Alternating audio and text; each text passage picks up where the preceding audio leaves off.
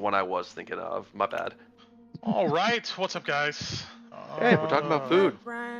Hey. No, to answer your question, Louis, for me it's Domino's. Domino's? Yeah, that's the easy one that my folks usually get too. Yeah, so. I can't do Papa John's because they use real cheese and it burns the roof of my mouth because I'm allergic. It's really bad. Fair. Otherwise, allergic it to would be cheese? Papa John's. Well, Yeah, I'm allergic to dairy. Oh, lactose intolerance? Yeah, but then the cheese, I don't know what they put in their cheese in Papa John's. It literally burns the roof of my mouth when I eat it. Jesus. Like a chemical reaction. Probably, I don't know. Alright, I'm trying to get this camera feed for you guys here. Let's see, where is that?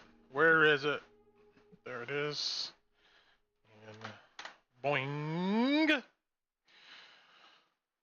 Alright. Alright. Everybody doing good? Everybody chillax? Just wait for my pizza to get here. I feel you. I'm about to order up something here quick. Wait, you're gonna eat during the session, Brett? That seems like sacrilege. Yeah, I'm gonna go ahead and all on the mic now. Perfect, good. I usually like order something and I stick it in the microwave or the fridge, and then when I get done, that's when I eat. And that's generally what I do here.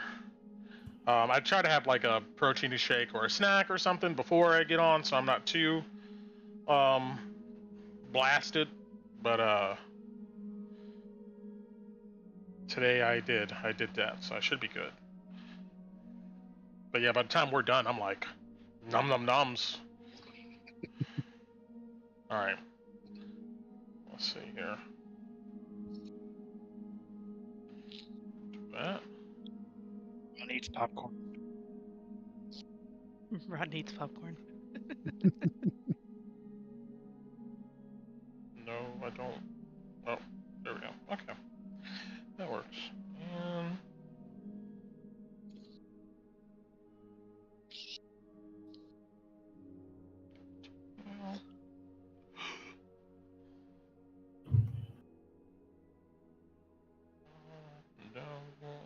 there. Pay. Okay. Alrighty. Let's see what's up. Okay, so who wants to give a recap?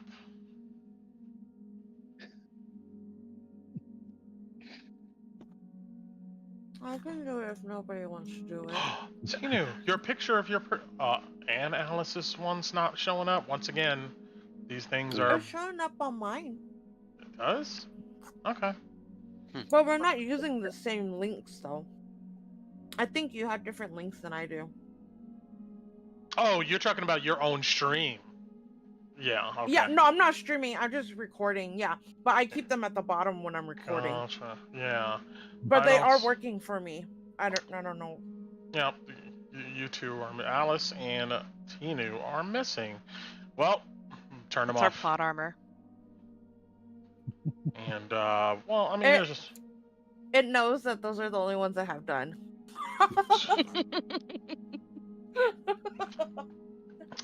What did I do last time? Here, let me do this real quick. Bam. Kitty cat. Okay. I just reloaded the page like 3 times because Cricket walked over my keyboard. Damn.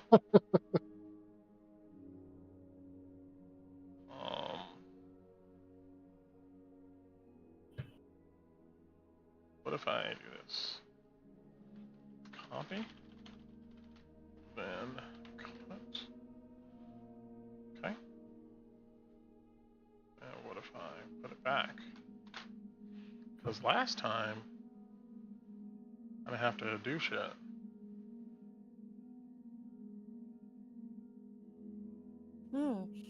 The Steam kit, the Discord, the application. Yeah. It was doing this thing where it was deauthorizing from Discord, but the other ones work, so I don't think that's what it did. But mine did that. I had to reauthorize it. It was a nightmare because Discord wasn't recognizing it, and it wasn't recognizing Discord. I had to open it as an administrator after reinstalling it like 3 times. Okay, well, I'm turning them all. Well, because the 3 of you guys are missing. Kevo's missing too. I don't know why. But all right, Ew. no avatars for you. Ha. No. Let me see here. Turn this off. We got some nameplates, and at this point, we should know each other. Bam, bam, and a bada boom. There we go. All right. No avatars tonight, but we'll try to fix that again. There got to be a better solution for this. I wonder if I can, like, I do have an AWS server. I wonder if I can throw them on there and, like, ping it to here and it will load better. Because that shouldn't refresh. I will try that another time. But all right, guys. Well, welcome back to Drakkenheim. Dungeons of Drakkenheim. Let's go ahead and try to hop into it. Who wants to do it? Like I said, who wants to do a recap? I'll do it if nobody else wants to do it. Right You ahead. feeling it, Coo? Good. Yeah, I don't mind. Do Okay. that. So, last week, what did we do, guys? Oh, no. So we calmed down Mhm. after the fight, and then the big part that I even went back to listen to it because I didn't really get what the party was talking about. Anyway, so whatchamacallit had an argument, Gertrude, not Gertruda, Gertrude, and her brother were arguing about like why he was like, don't mess this up for us, and she was like, I don't trust them and they're lying to us. So they just argue about it, and he's like, you just need to chillax. So then she ends up like storming out, and he comes back out, and then Louis heard this, but then he hasn't told us yet. Anyway, so then they're sitting by the fire, and the brother, I forgot his name, he was talking about going, this is the part that I didn't Mordecai. get. They were Mordecai, Mordecai's yeah, brother, they were talking about going to visit the Ironhelms, and then some history stuff happened, information that's probably important, but Ku didn't get it, so it's not going to be in the recap. And then Alice told a story, and everybody, I went to listen to it twice, guys. I didn't get what was going on. There were a lot of names that I was confused about, but Alice told her It's all good. story that gave everybody like a D4, and then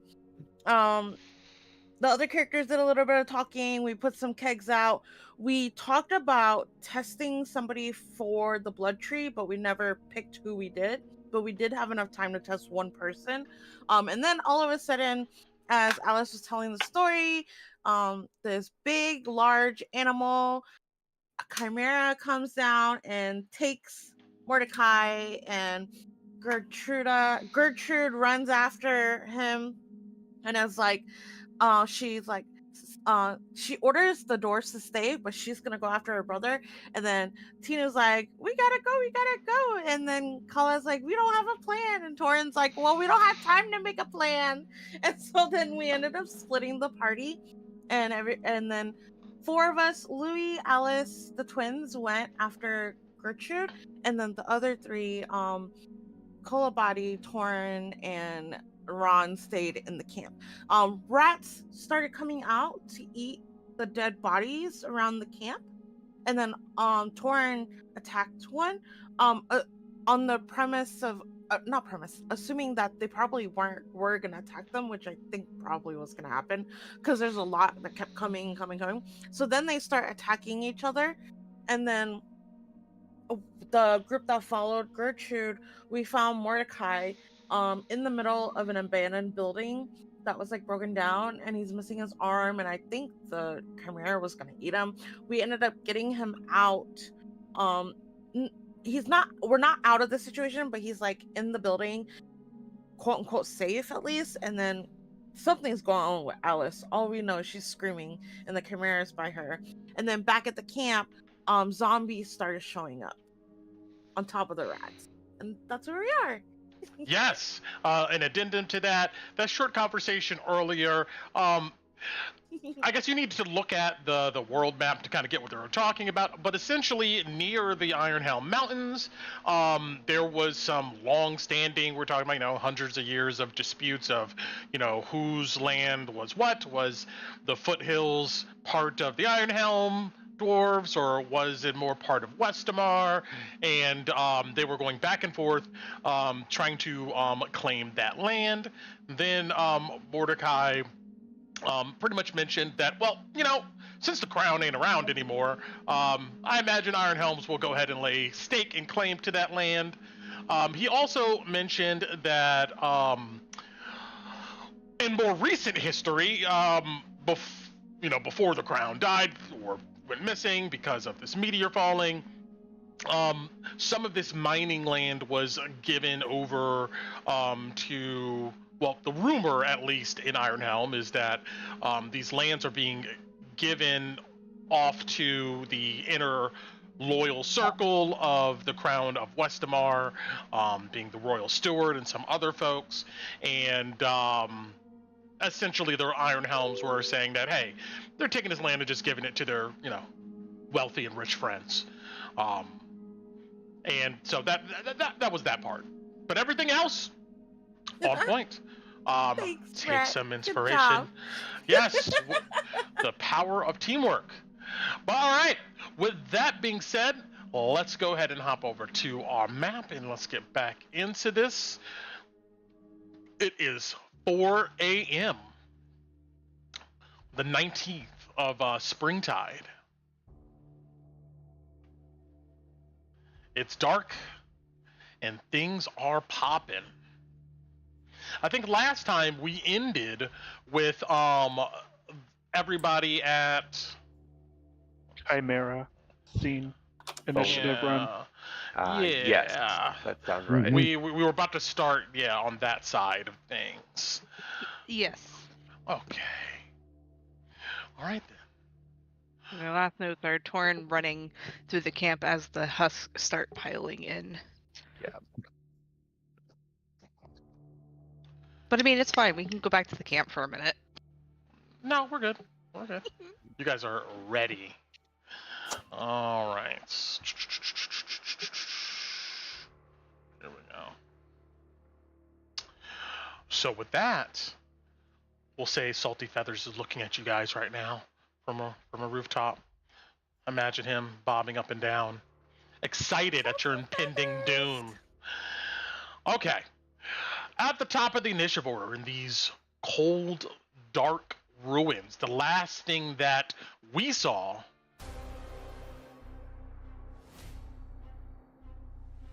was the Chimera on the rooftops disappear in a cloud of kind of ethereal haze, materialize at the southwestern portion of our map here.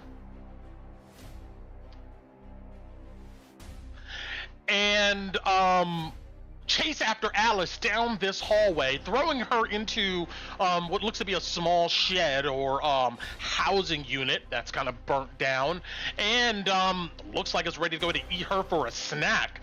Meanwhile, Kalina ran to the rescue, and Gertrude is in mid-stride, probably going in that direction.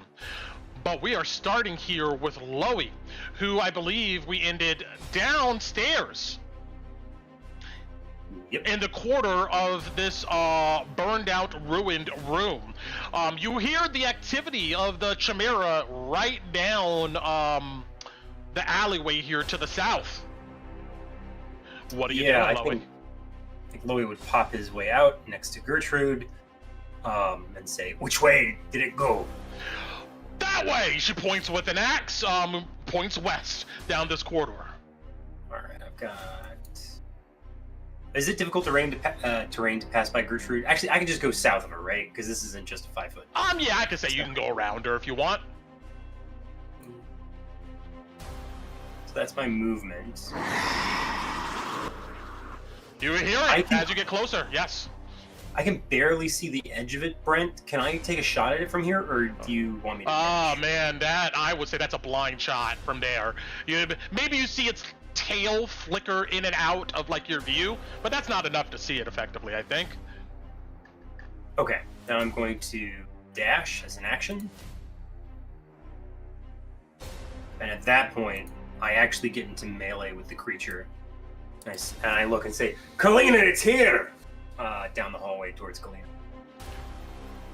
Got it. And I actually, see it! I mean, yeah. It I mean, moved. well, Oh. technically, I'm sorry, guys. I moved it over to get Yeah, I'm to move the pretty tokens. sure I was next to it. Yeah, but it is right here. When you shout, Loey, you see one of its heads. The dragon head peeks out and looks in your direction, narrowing its eyes. Are we ending our turn there with Loey? I don't want to be too metagamey, so if it's a no-brainer, it's okay. When I was rounding this corner, I had 5 more feet of movement. I thought it was here. Could I have gone to this square from this corner? Uh-huh. Okay. Then I can be in melee with Kalina. Got it. And I'm going to switch to Talon from Whisper. Got it. As you run, you go ahead and swing one gun out for another and come around the corner, barrel pointed at this thing. Meanwhile, Alice, you're staring down the lion head of this creature. I'm so... Yeah, she's screaming if it makes that noise at her face. She's gonna okay. Yeah, no, fuck it. She's gonna do it. She's gonna try to stab this thing with her sword. Got it. Right in the face. She's gonna try. Come on, roll.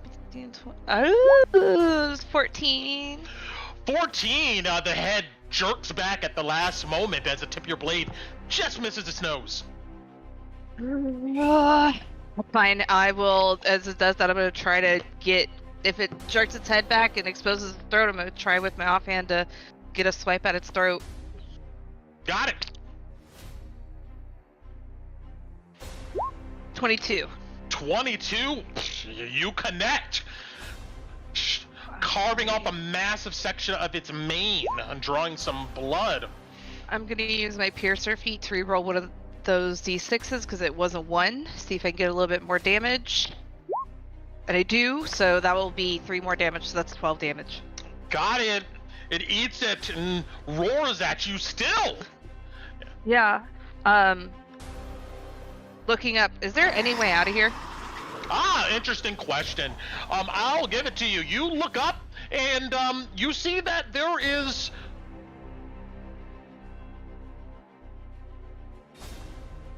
let's see here. It looks like there's a small hole in the roof. How high up? 10 feet. Alright, that'll be it for next time. I'm gonna still just move over and... Actually, there's no point in me moving. Yep, that's me. Yep. Got it. Just stab at this thing. Coming around to, Gertrude, 5, 10, 15, 20. Already. She comes up around the side of you, Loey, almost leaping over you. She has both of her axes out, and she's going to swipe at it twice. Once for a 13. Oh my god, another for a 14. And then both of those misses. She comes back around again for another attack. 25 will connect though.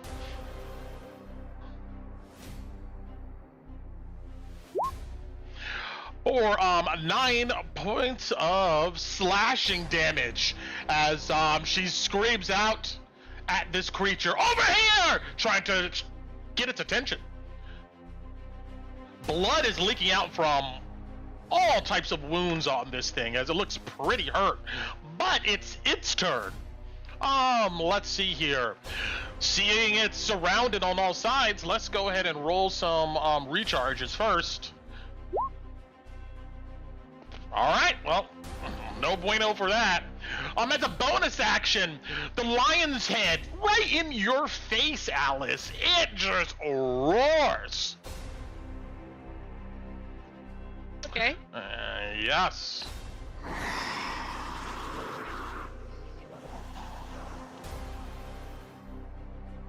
He screams appropriately. All right. Is that a fear roar? Yeah. So, who didn't roll for this last time? Anybody know?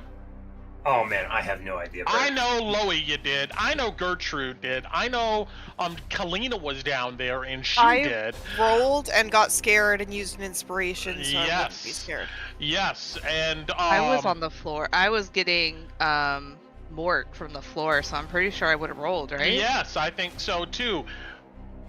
Tinu, did you roll for this? I thought I rolled. Okay, all right. It roars anyway. You guys feel it in your soul, and after it does, it definitely is about to lash out here at you.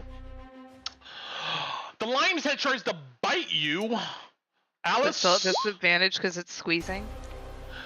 No, its whole body is like in here. Let me see something. Do I have a wall here? I do. All right, I'll give you disadvantage. It missed anyway. Yeah. And But it's only the first hit. Then let's see here.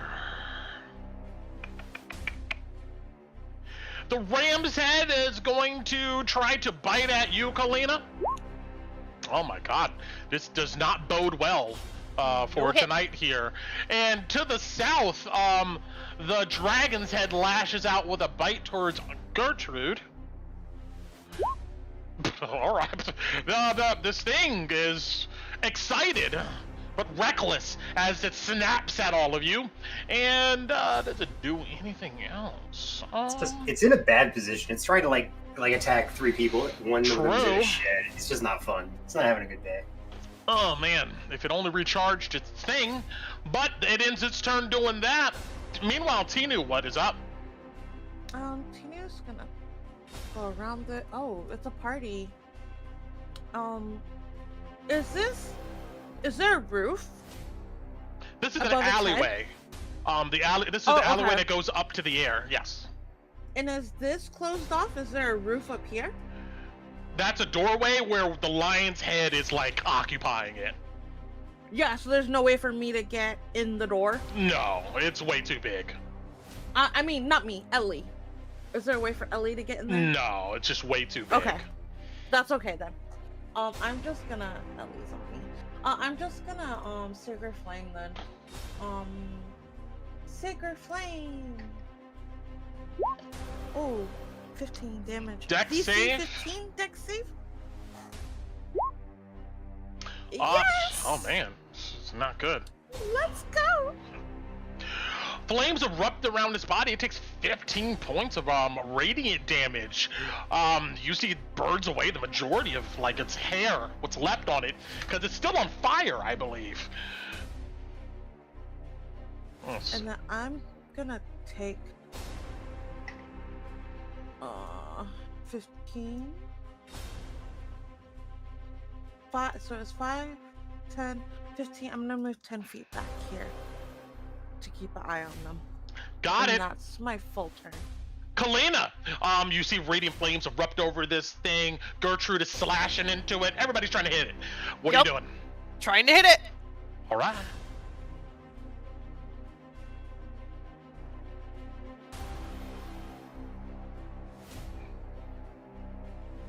$17 connects.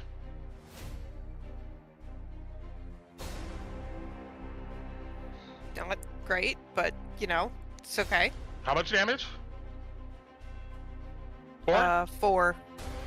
Yeah. Cleave in with what? You batter it with your hammer, hearing a rib crack. It's still there. I will bonus action attack again. Got it.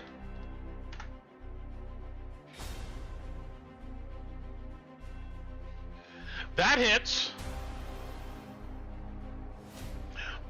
All right, with gripping your hammer tight, how do you finish this thing off?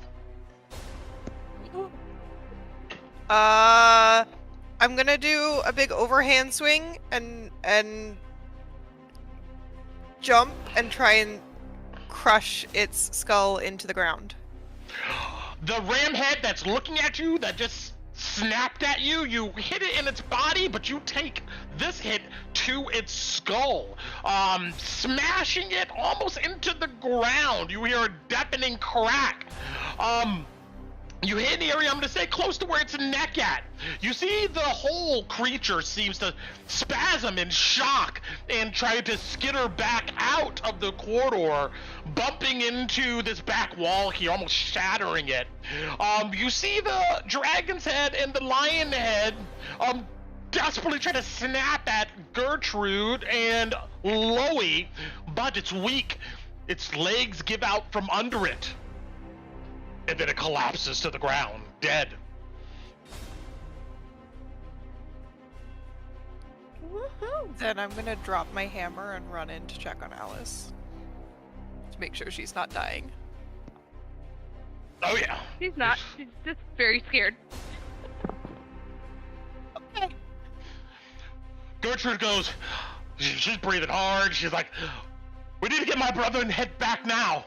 And she immediately begins to head back. We're out of initiative here, we're gonna say at this moment. But yeah, you see she runs back. Can I roll one last Twilight for everybody? Sure. Since it was like worthless. Oh my god, it's worthless. No, 6-10. it kept me from going down, man. Yeah, it was super clutch. It was really good. Does anybody else want to do anything else while Gertrude is collecting her brother? Which of these heads looks the most impressive, Brent? Definitely the dragon head. Okay, can I using Talon Shredder's great axe, can I behead the dragon part the dragon head to take it with us? Contaminated, Louis. Oh, crap. I can't mount anything with this stupid game. Dang it. I'd be curious. Well, I don't know. I'd be curious about it. I guess, Tina, you would see Loey taking out one of his sacks to trying to cleave the dragon head off to take it with us. Yeah, she would. It's probably contaminated, Louis. Is Why it? don't we just check its nest? You guys Instead, begin if to it's here. see leaking from its body like a steam, the color of octarine. Oh, shite. And Loey will step back seeing that. Hearing Tina's words of warning.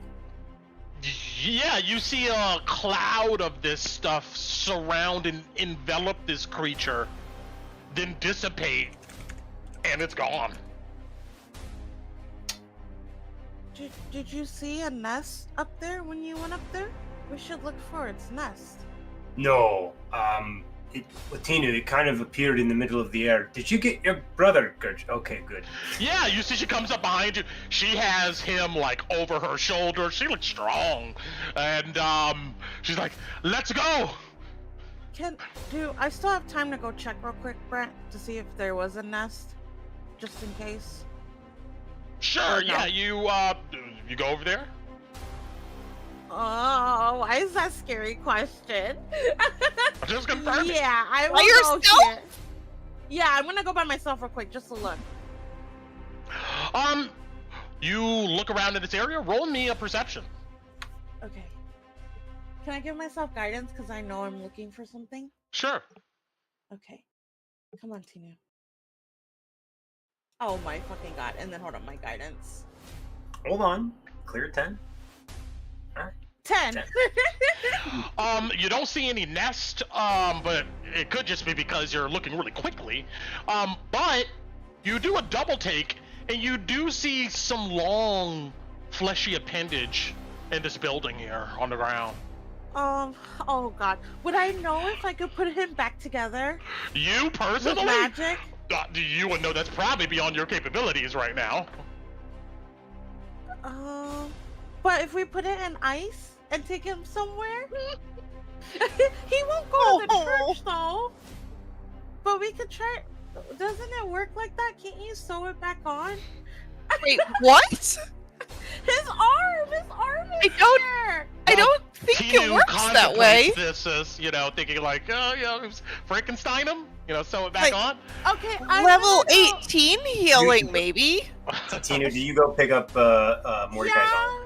Okay. I go ew, and I go pick it up, and I guess I'll put it in the bag of holding because the bag of holding has no air and it doesn't Good point. Yeah, so it's like freezing it, but in the bag of holding. So Alright. I put it in the bag of holding. I guess I'll go over there. I'm scared, guys. If something happens to me, I'm so sorry because I'm the cleric. You look around and just see darkness down these alleys, and you quickly snoop over, and you see that the hand is missing from this arm, probably already devoured. You can see the bone and the upper part of the arm. This thing's been gnawed on, but some of it's still there. Oh my god, Tinu, would you pick this shit up? That would be so weird. I think she's really weird like that, though. Yeah, I still pick it up. But then if I give it to him, won't he be angry? Oh, well, I contemplate this as I put it in my bag. I pick it up. I think he'll be angry if I give it back to him. But I don't want to leave it here at the show to leave. She'll quickly run after them. All right, meanwhile, the rest of you see Gertrude, she just expects you guys to follow her as she begin huffing it back southward towards the smithy. Addy, Kalina, we gotta go. We're losing our employer.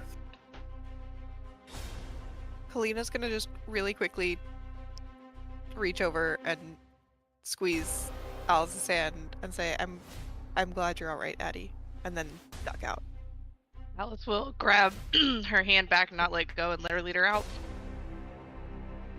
And follow behind. All right, gotcha. Okay, you guys begin to head back south. Let's go ahead and see what the others are doing. And yep, per usual. But we're not done with combat, so let's bring back the music. Ugh. All right.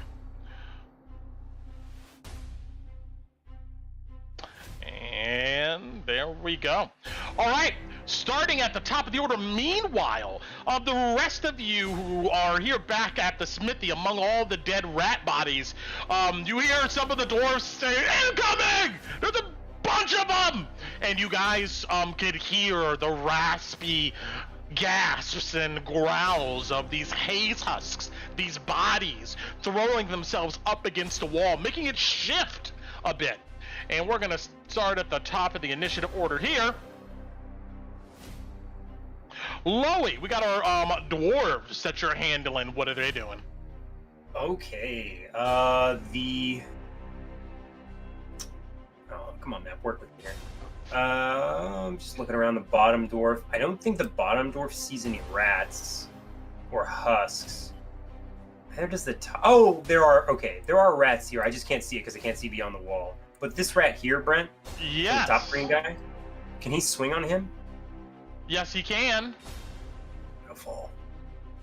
Oh, he's right there. Let him give me a quick deck save, please. Sure. 4. 4. He takes 2 points of piercing damage as these rats scurry on him. Alright, he's going to hope that he can cleave him. At this point, because he was already in melee before, he's going to pull his short sword as well, and he's going to make his first long sword attack at the yellow rat. Got it. 17 to hit. Oh yeah, this one's like crawling up his chest. He yanks it off and slams his sword into its body. Oh my god. For Yep. 11. 11, he cleaves through that one, and he has enough time and momentum to cleave through the other. Yeah, he'll finish off the final rat and then say, "Wall's clear on this side." He'll turn around and you'll see the rats coming through the window. I don't think he can make a multi-attack. Well, if he's got enough... Hold on, let me kind of... Is there enough space to clamber up these boxes and get here, Brent? I would say it's difficult terrain. Okay, then actually he can't get there. So no, he would know that from the wall. He's going to stay on the wall and expect the others to be able to handle the rats, because he only counts 2. So. Understood. We have no more green rats. Alice's dwarfs, what are they doing?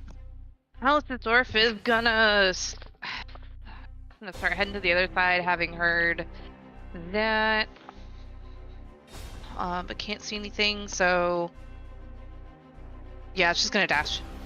Got it. All right, moving on. These two yellow rats here, they come up and they do a group attack as minions, which means they roll a d20 plus their normal attack plus a +1 for each one there in their area. It's going to d20 plus 3, or then an additional 2 on top of that. So there's a 21. Yeah, hit these dwarves. I'm pretty sure of that. And this dwarf here, our blue one, which is being controlled by Ron, is going to take 2 points of damage. And they stay there on their position. Moving on. Ron, it is your turn, actually.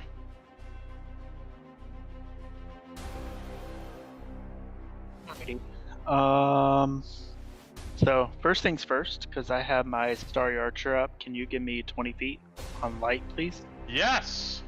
As you are glowing. 20 feet bright light. Bam. 5, 10, 15, 20, 30. Can I see these ones over here? You said the wall was coming down. Well, it's shifting, but you cannot see them over the wall right now. Alright.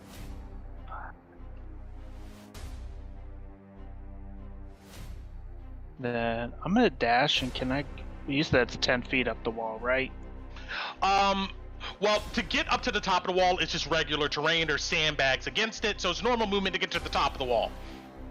Alright, can you put me on top of the wall right here next to the Yes. pink guy so I can see these husks? I'll put you on the opposite side of this rat right here. Perfect. Oh, there's a rat right there. Okay, well, in that case, I dash, so I'm... That's fine. I'm gonna Starry Archer the rat. Got it. And melee? Well, I mean, I had to get up at the wall to see it, right? True. All right. Range attack, disadvantage, do it.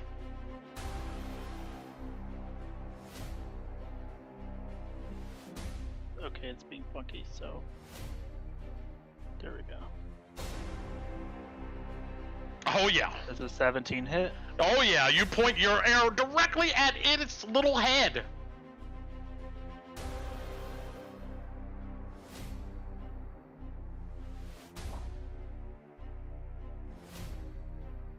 Uh, 7 radiant. 7? You just target this one?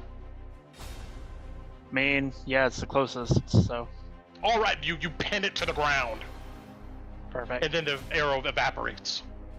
Cool. That's all I can do on... For Ron, my dwarves. Blue one, he's gonna attack. Start with the left rat.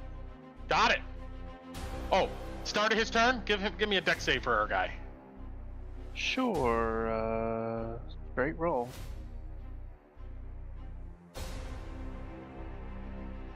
13.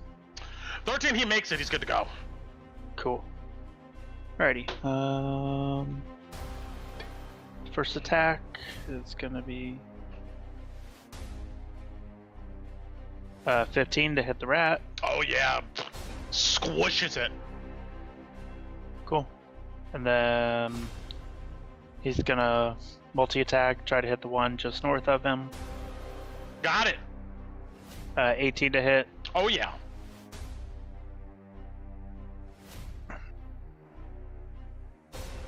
For 3. With the mighty swings, a splat and splat, the guts comes out of the sides of both of these house cat-sized rats. They're dead. Cool. He can't do much else. This dwarf is going to move down. Put his... Let's see, 5, 10, 15, 20. That's 30. Yeah, he's gonna put his mace away, pull out his rifle, and get ready to shoot if the things come through the wall. Got it. All right. That's it. Moving on. We are to our last red rat here. Screw it. He's going to give a bite. Why not? Let's see here. And he misses horribly. And then he scatters away and disappears into the ruins. All right, Tinu's dwarves.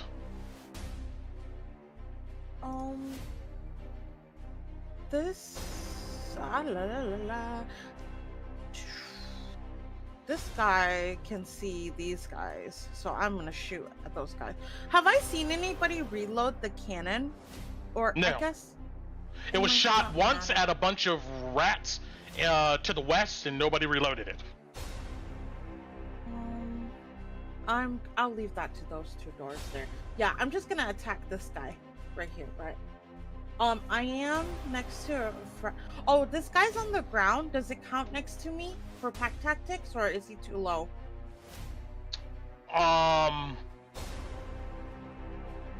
Which one? Oh, this pink guy here? So this is me? Yeah. And then I get pack tactics because I'm a thug, but is this guy close enough to give it to me or no?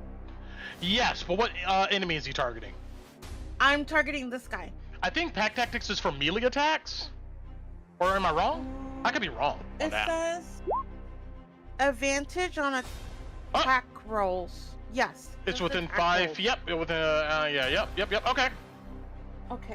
So he's gonna shoot. He has to be within 5 feet of the creature. Yes, he Oh, hits. then that shows my first attack. Then I'll just do one. Then yeah. So that's his one shot on this guy, and then he's gonna do his second shot. Come on, guy, we gotta hit. Oh no, that's a miss. One shot rings out, slams into the body, making him jerk, but he still stands there. He'll go ahead and take how much damage from that first attack? 5? It was only 5. He Got throws last thing. He throws his gun on the ground and pulls out his mace. And As then he my should. other guy, 25 feet, 10, 15. He hears the commotion. He comes over here. Can he see the same guy or no? He can't. No, right? the wall is too high to see over Yeah. from this position. Okay, so that's he's gonna hold his action to shoot when he sees something come over the wall because he hears commotion but he doesn't know what it is. That's my whole- Understood. All right, moving on. Kolabadi.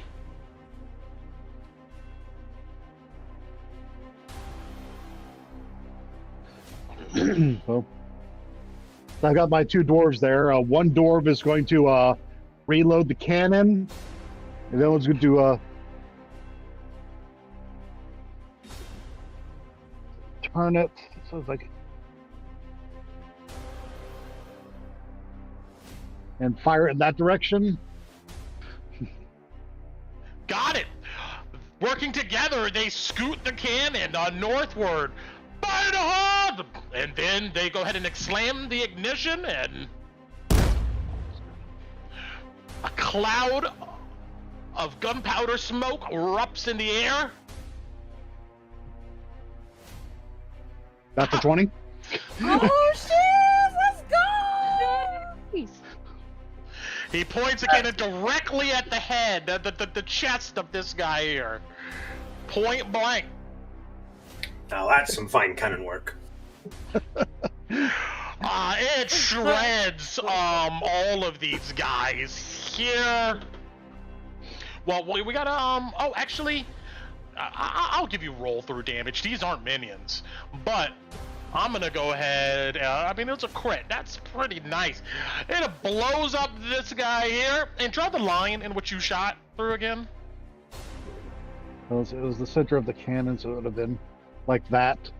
All right, I'm gonna give you this guy and this guy, but there's no more cannonballs for this cannon here, as they only had 2 each left. Okay, that's my dwarves, and then When they do explode into pieces, a cloud of haze materializes in their wake. And I need these 3 dwarves, the 2 light blue ones.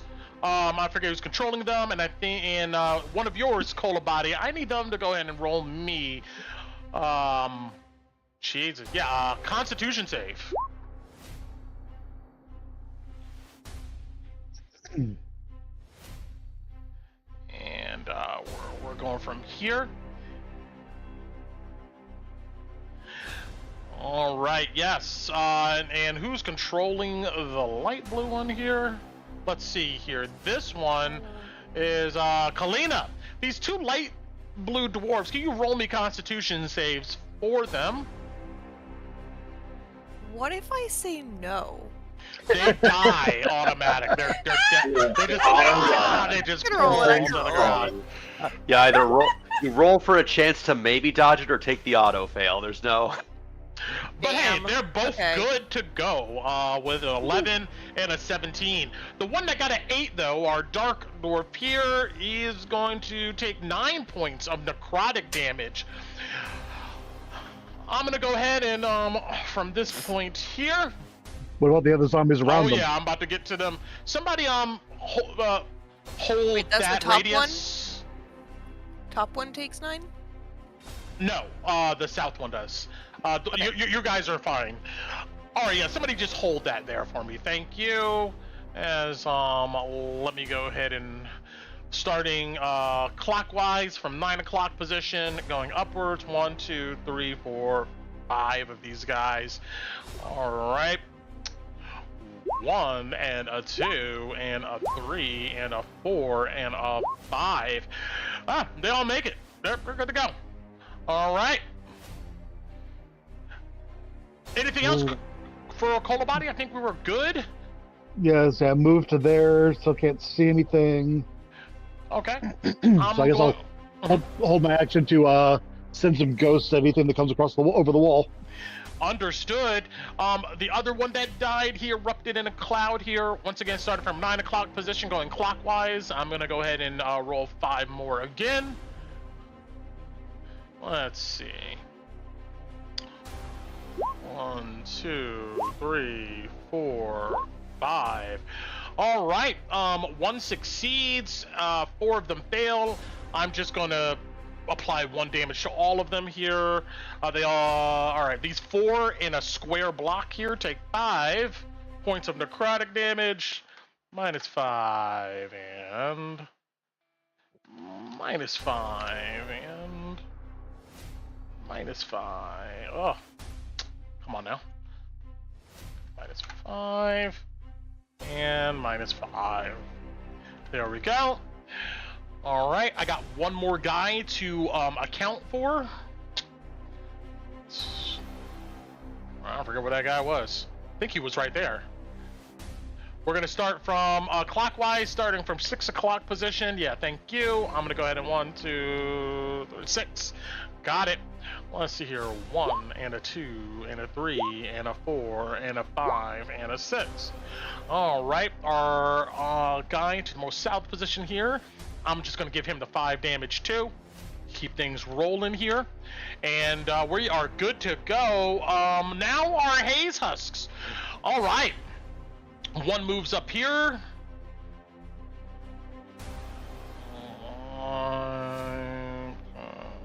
There. 10. All right, all of them are going to attack the crap out of this wall as they slam their hands against it, shove their bodies into it, shove the people in front of them into it, just pushing and slamming at these unmortared stacks of stone. And well, yeah, let's go ahead and do it. And then what's going to happen is they have enough movement to do it. Essentially, they're going to switch positions with the 3 behind them and then switch back. So all of them are going to go and hit the wall here. 1, 2, 3, 4, 5, 6, 7 of these guys. Let's see here. 1 and a 2 and a 3 and a 4 and a 5 and a 6 and a 7. All right, and let's see. Only 2 of these guys are effective at doing anything. Let's see. Let's roll some damage up for our wall. 3 and 5 points. The wall shifts even more, but it's still there, holding as it should. Moving forward to Kalina's dwarves. What are they up to? Yes. They are fighting. And I'm sure they won't die. maybe. The top one's gonna. They're veterans. They know what they're doing. Yeah. Top one's gonna use the double sword thing. Where Got it's it. called multi-attack. Yeah. All right, so he's up there and he's going to try to strike down at them with his sword. If he can reach, I'm can gonna he make it reach, hard or does for he him. have to? I'm going to make it hard for him. He has to go down there. Oh. Or he can shoot his Maybe gun. he should shoot. Maybe he'll shoot. Got it.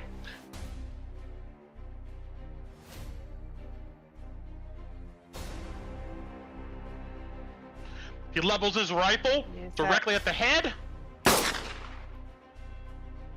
Is that enough? 9 is enough to hit these zomboids.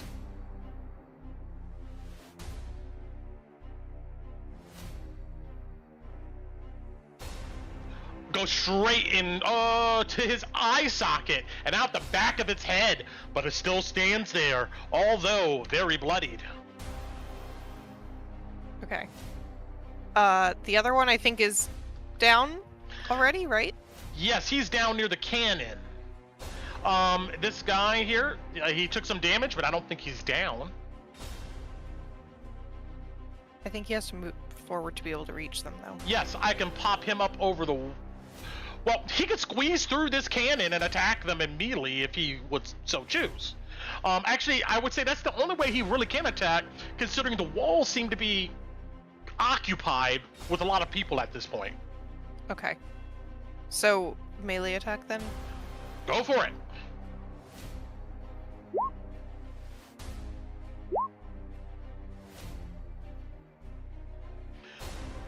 All right. 12 and 9? 12 and 9. Both of those will connect. Let's roll up some damage.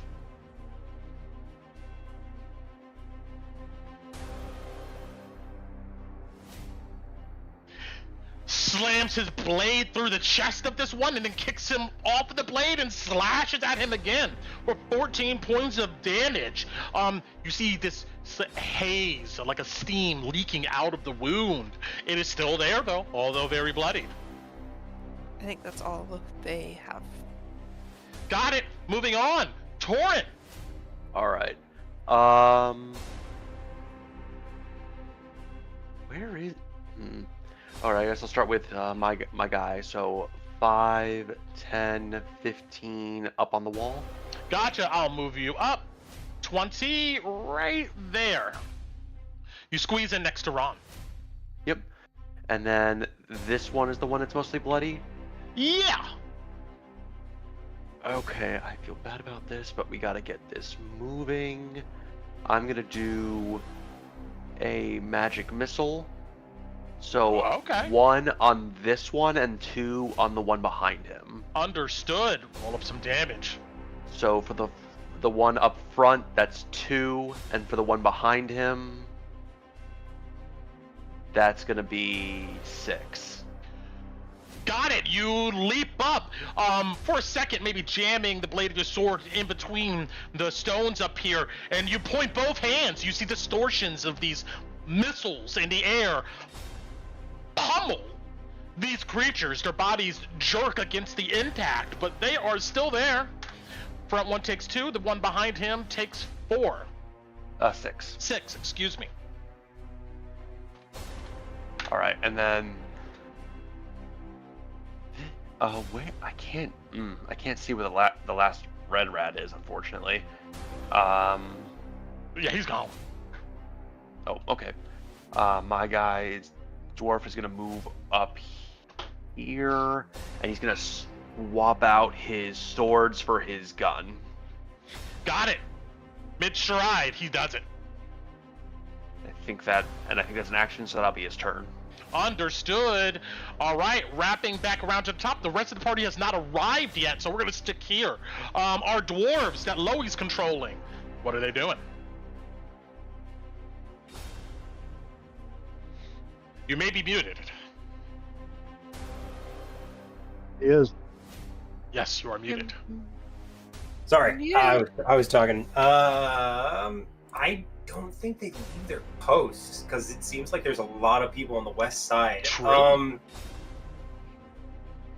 the southern dwarf, he doesn't see anybody beyond the wall, right? Coming? He's peering out. No. Okay. Yeah, they'll be on watch, and they'll look south and say, "Go help the others. We'll keep a watch on this side." Got it. Some of the dwarfs nod, and continuing on, Alice, our red dwarf. What is he up to? My red dwarf is gonna. As far as red dwarf knows, they're only right here, right? Yeah, a lot of commotion coming from there. Okay, there's nothing here. Can't see above it, but doesn't hear any commotion coming from there. Okay, cool. Just want to make sure. Yeah, he's gonna run up here with his. He's gonna try to get up on the wall next to the veteran. Got it. He has to go on this side if he wants to get up on the wall, and Okay. I will Woo! to the front. Yeah, he looks over the wall. Ah, shit! Yeah, oh shit! He's gonna start swinging with his mace. Got it. He's gonna try. He has advantage because he's near somebody. Well, Let's see wait if a this- minute. Oh. I'm gonna make it harder for these guys. He's Oh. looking down 10 feet. He has to jump down there if he's gonna try to hit him. Oh. Yeah, screw that. He's gonna shoot. He's got Alright. 2 shots. He hasn't shot anything. He's gonna try. Alright, so. Alright, still gets advantage though, right? You Yes. verified that? Wait, no. They only get advantage if an ally of theirs is next to an enemy. Okay, all so these theirs is if dwarves it's are- an enemy, not them. Got it. Yeah. Sorry, thinking sneak yeah. attack. My bad. Okay, cool. Well, he's still gonna pop off 2 shots, so I'm gonna roll him real quick. Understood. And, it's 21 and a 4. I don't think the 4 hits, but the 21 yes. will hit for 8 damage. Which one The is he right hitting? in front of his face.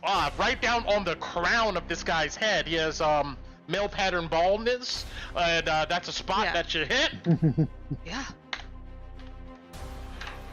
He shudders. You see blood leak out of the wound, but he's still standing there. All right. Well, since we're 10 feet away and not melee, he's gonna jump back down on the other side of the wall. Not smart for him. He That's doesn't it. want that thing coming down. Ron.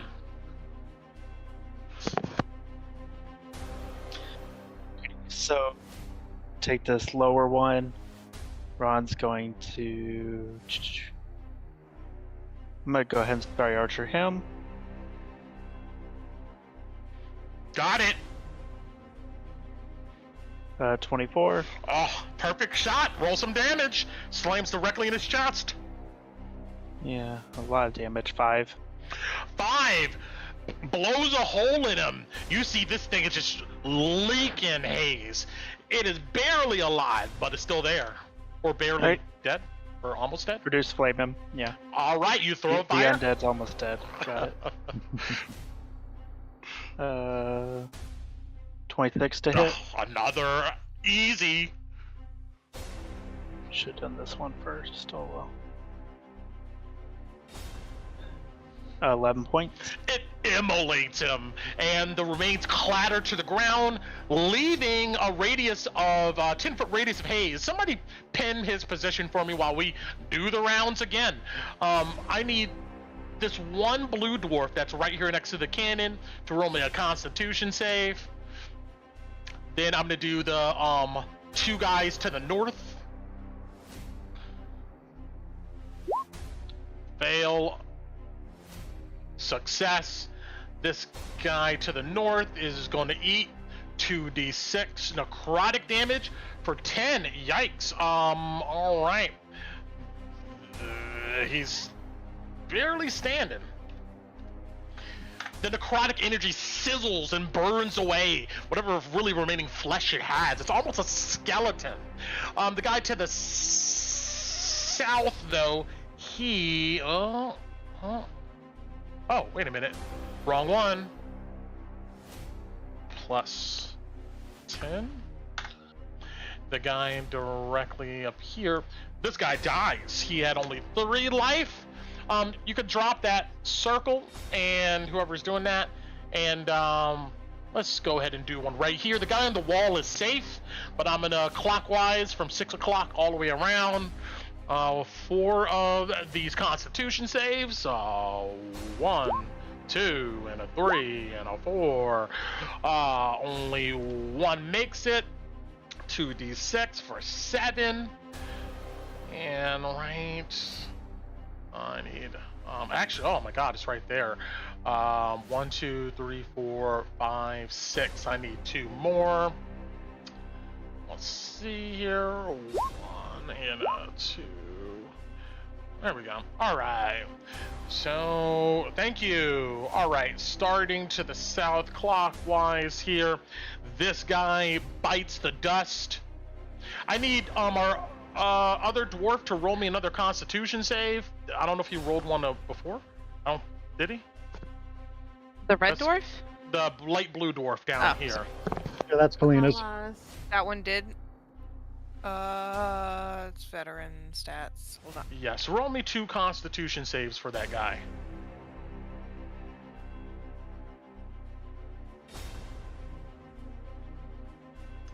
He'll fail 1, and he'll end up taking 8 points of necrotic damage.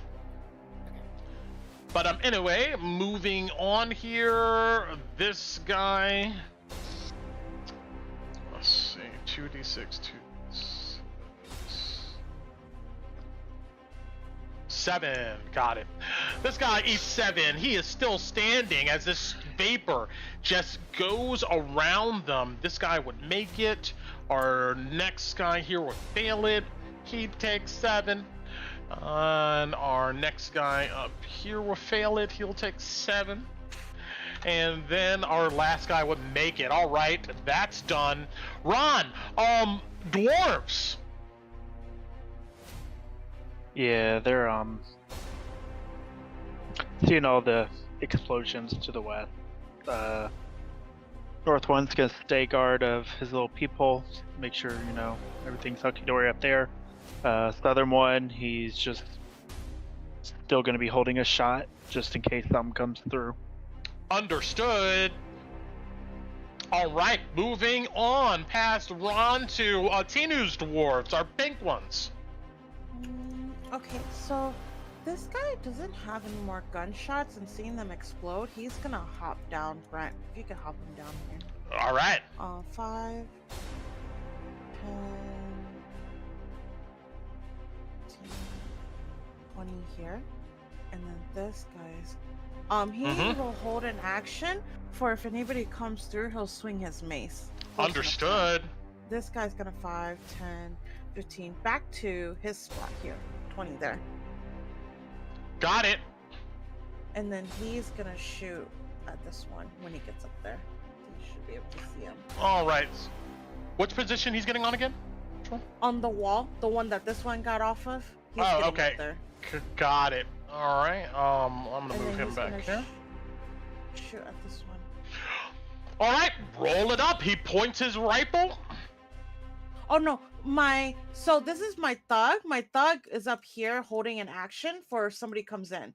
My Okay. veteran is up here. Understood. Sorry, Brad. No, it's okay. Got it. Okay. First attack. Oh my god. No bueno. Second attack. 7. No. Oh my God. This guy's an awful Oh shot. my god! My fucking bullets, you asshole!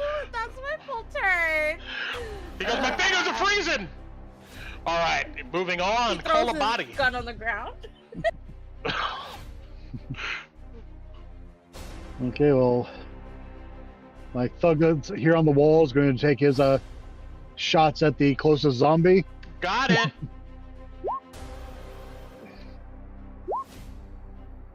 "17 connects. For 9 damage. Blows off his head, and he disappears in a cloud of haze. I need this blue dwarf to roll me another Constitution save. And just clouds of this stuff is just smashing into him. He's coughing. All right, and then clockwise, from 10 o'clock position up around to 12. 3 of these I'm gonna go ahead and roll. Constitution save, 1 and a 2 and 3 and 2d6. Yes, Kalina, once again, you are summoned to roll another Constitution save. And let's see here. This guy will take 5. He's still there.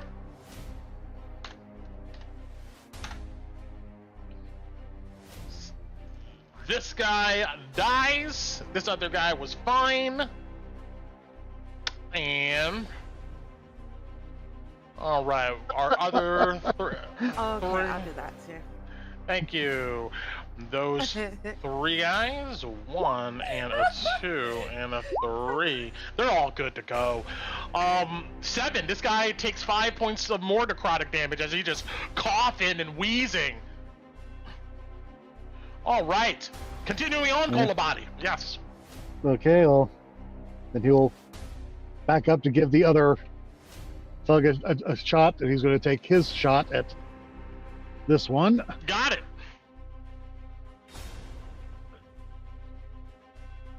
He's going to miss. He sneezes. He hops back down.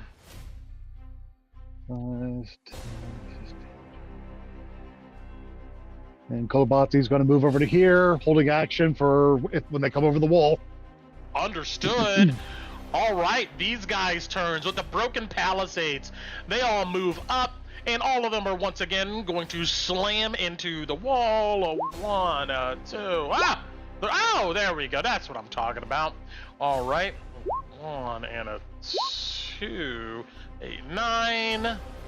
Double that damage. 2 extra d6 here. Oh my god. 11 points of damage. But that's enough. This whole section of the wall shifts. And anybody standing up on there, any of these dwarves, they feel their feet give out from under them. The bricks come tumbling down. The red dwarf and the light blue dwarf here to the north closest to our zombies, they are prone on the ground as the wall falls. My red dwarf wasn't on the wall. Oh, I'm sorry. Well, the blue one right here. The blue one was. Yes. Okay. I hopped down. All right. And with that, it's just difficult terrain. 10. And I think a lot of that actions are about to go off. Oh yeah, yes. You see them begin to clamber over.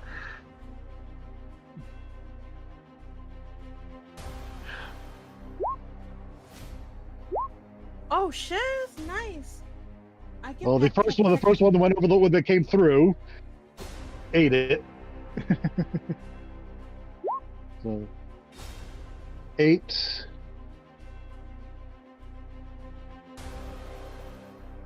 So 18 damage on that one, the first one to come through.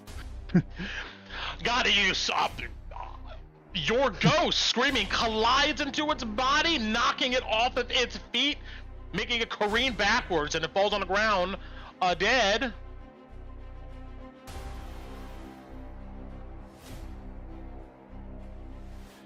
And let's see here. Haze husks. 1 and a 2. Jesus.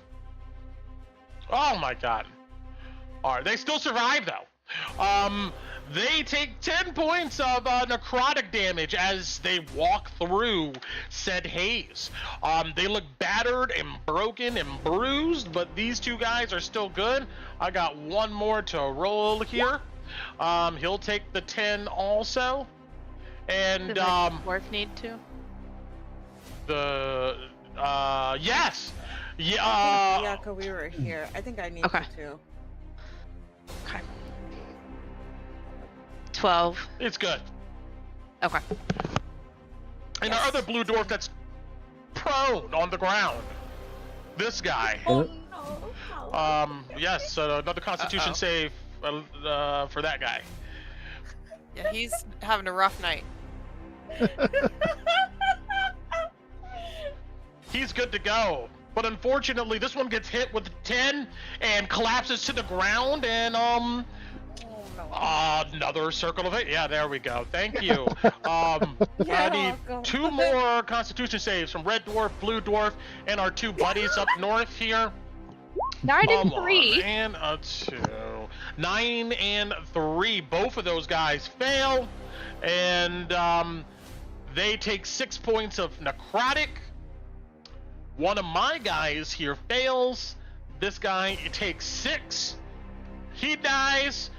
Give me another radius on this guy here. I can't see because the wall. Oh, okay, If I you gotcha. pin it for me, I can do it. It's okay. I think I can get this one right here. Okay. And yeah, red and blue. Roll me another Constitution save. And let's do these two haze. 1 and 2. They're 15. good to go. 15 is good. 10 is good. They are fine. And our haze husks are fine. That ends their turn. Moving on from Cola Body, from our enemies. Oh, I deleted the one that was the actual initiative tracker. Let me add turn to him, and I'm gonna put him at 9.2. There we go. And right, moving on through our list here. Kalina, what you doing with our dwarfs? I mean,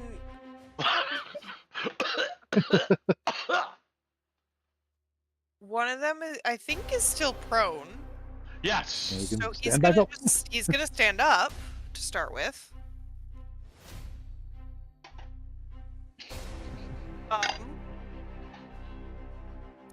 Kind of wants to run inside, but there's a husk there, so I guess he'll try and hit it first. Understood. How much life does this guy have? He's still at max? I've got it. No, I've got it on my. Oh, okay, sticky that's fine. note. He's not dead. He's alive. I should update it on here. Sorry, I updated the other one. No problem. But he stands up and he's gonna attack, I assume. Yes.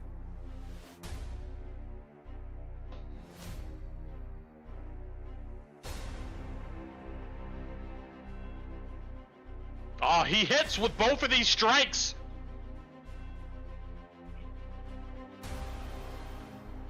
$11.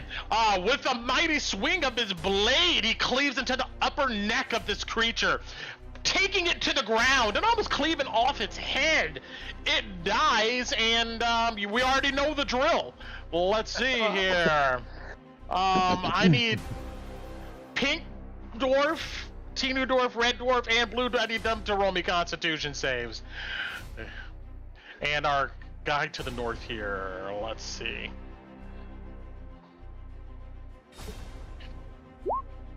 Jesus, there we go. 10, he's good. All right, pink dwarf is no bueno. Yeah, no Red bueno. dwarf is good, and it looks like blue dwarf, blue and red, I'm sorry, blue and pink dwarf, they're gonna go ahead and eat 7 points of necrotic damage. And Torrent. All right. I'm gonna start my dwarf. I'm gonna move him 5, 10, 15, 20, 25.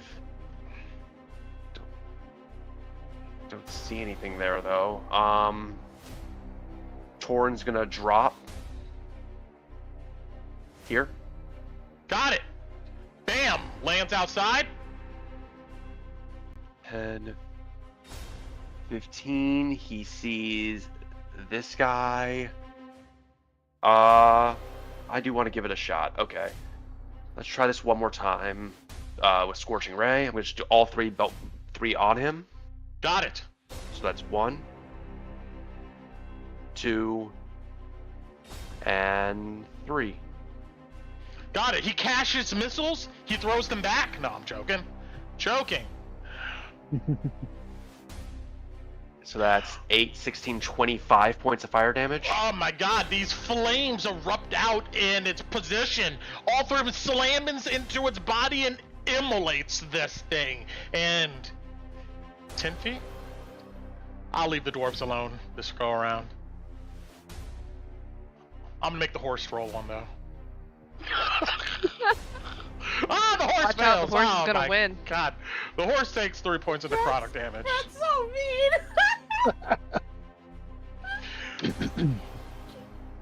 All right.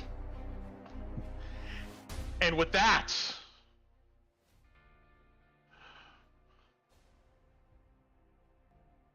the sounds of the husks dissipate.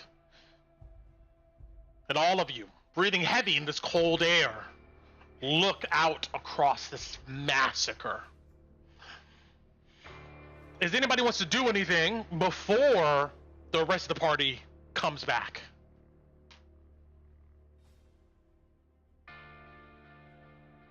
All right, I take that as a no. I think tending to the wounded dwarves and bringing my unseen servant over to start restacking sandbags. Understood. Some of these dwarves... Go for it. Mm-hmm. Did one of them go down at all? I think this blue one? Did this one go down? I think he fell, but I don't think he went down to zero. No. Okay. Looks like all the dwarves are a bit battered. You see they're all coughing. Some of them are like vomiting, throwing up. Just horrible coughing wretches as they all stagger back into the camp. Ron's gonna go find a rat and prick one with his claws to see if it oozes any of the gooey stuff. Yeah, you pick up a dead rat. You see some blackish, reddish blood pour out from the wound. No, so I can tell it's not normal blood then. Roll me medicine.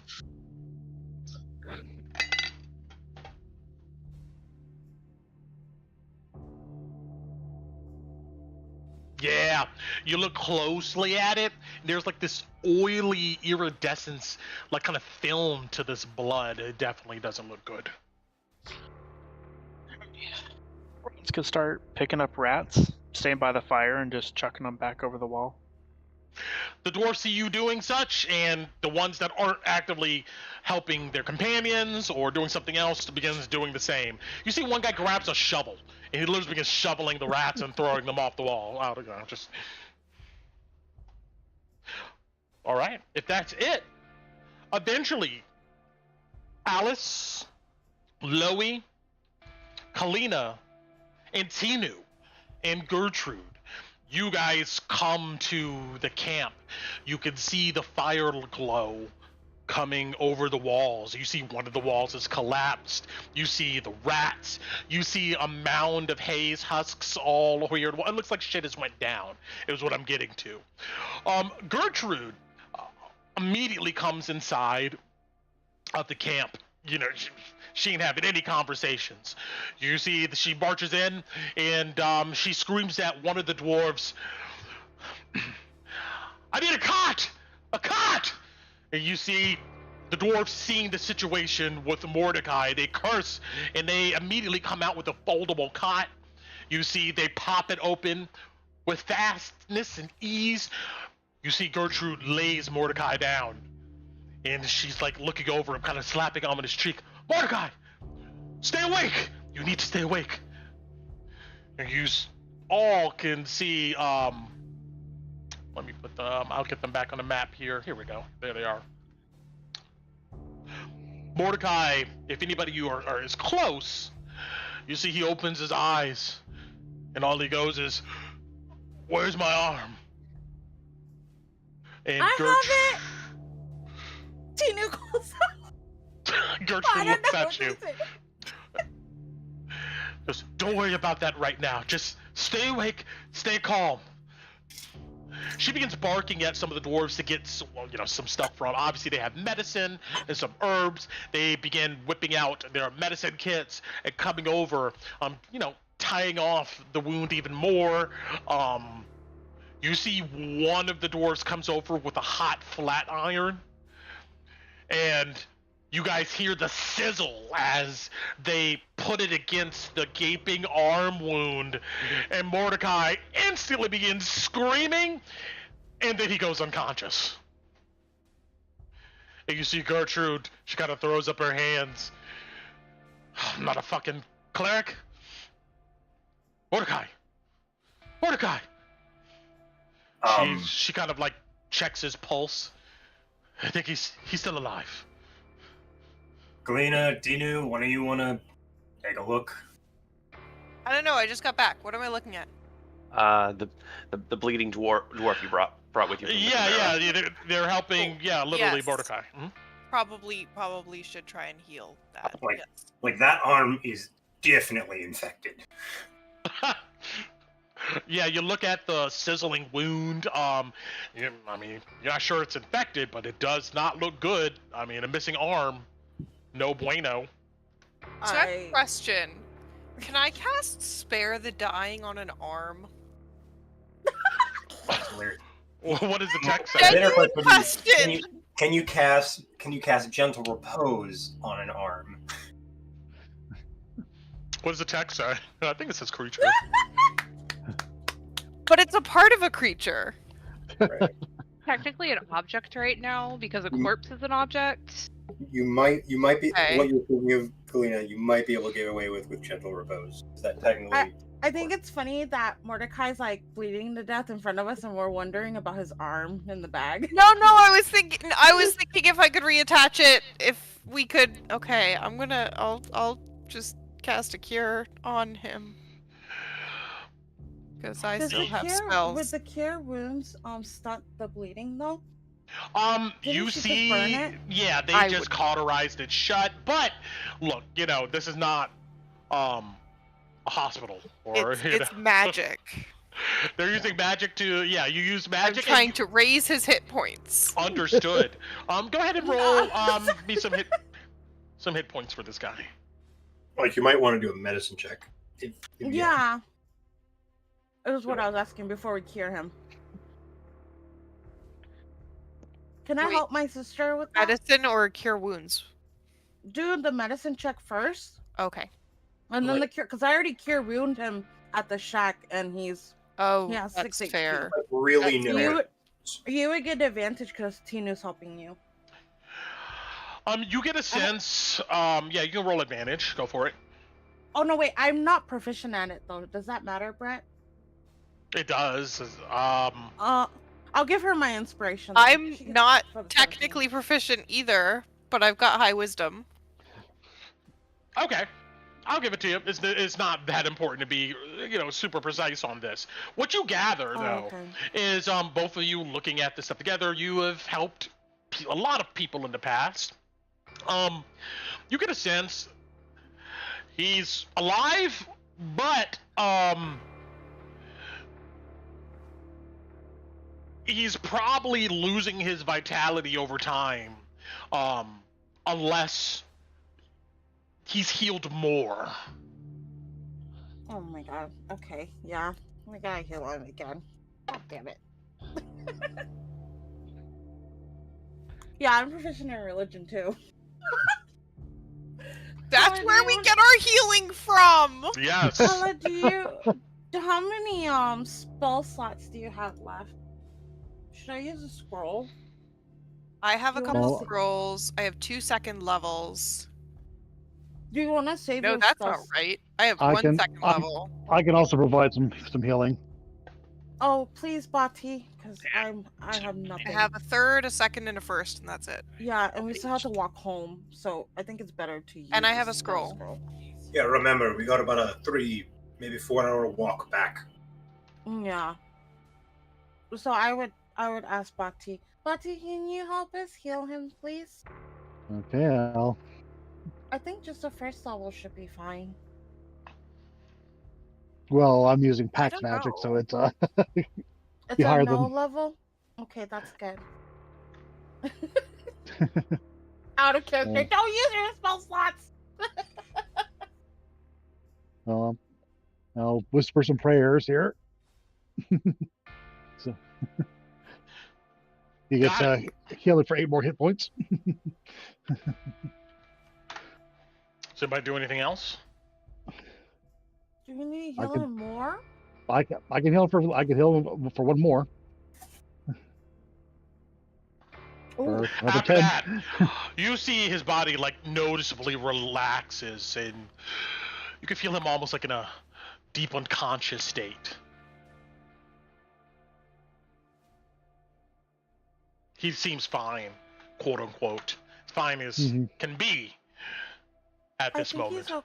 he's okay as he can be right now, Gertrude. Tina says. Gertrude, she exhales like a sigh of relief. We Yeah. Excuse me. We can leave with you in the morning, Gertrude, when you trade off with your cousins. Get you back with Mordecai in town. I don't think he should be here. She nods and she says, Eloise would know what to do. She knows all this healing stuff. I have his arm. Tina takes it out of the bag. Oh. Yeah.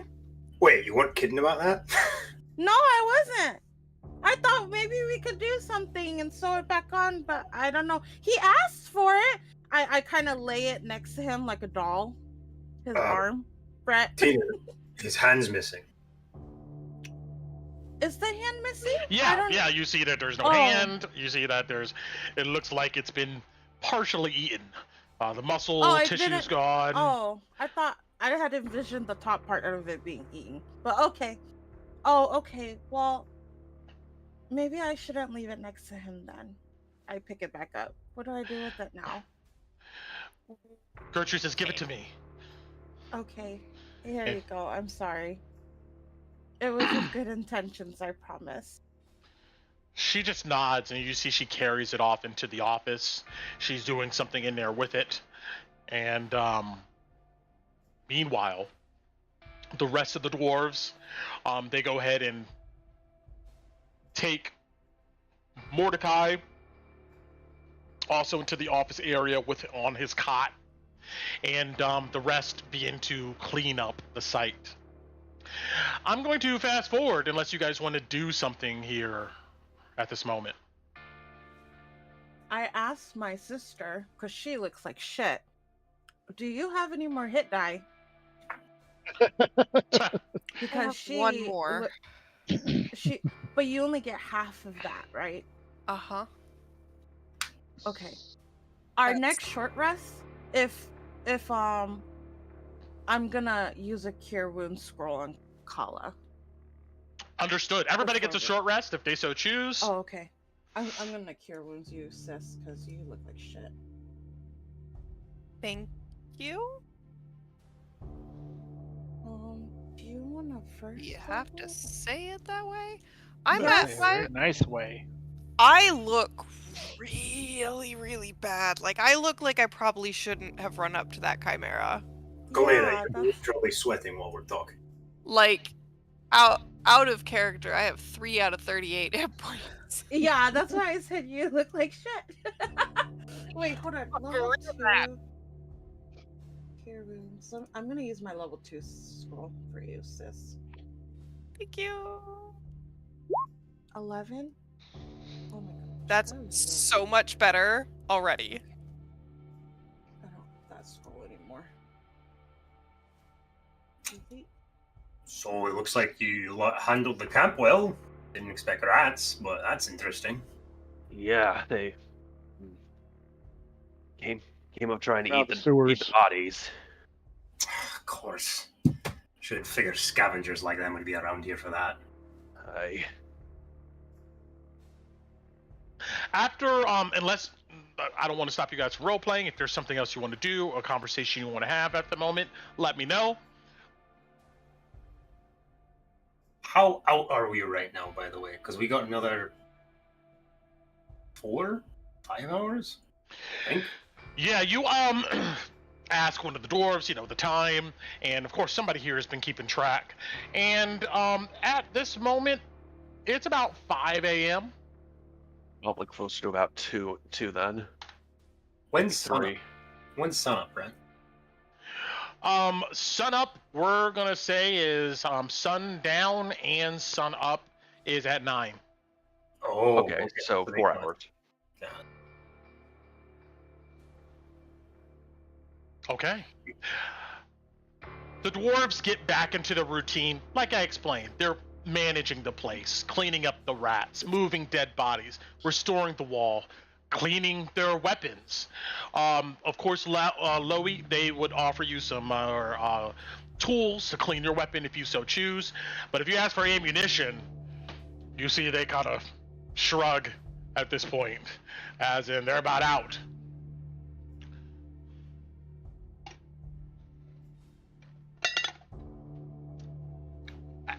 Gertrude calls all of you over to the office.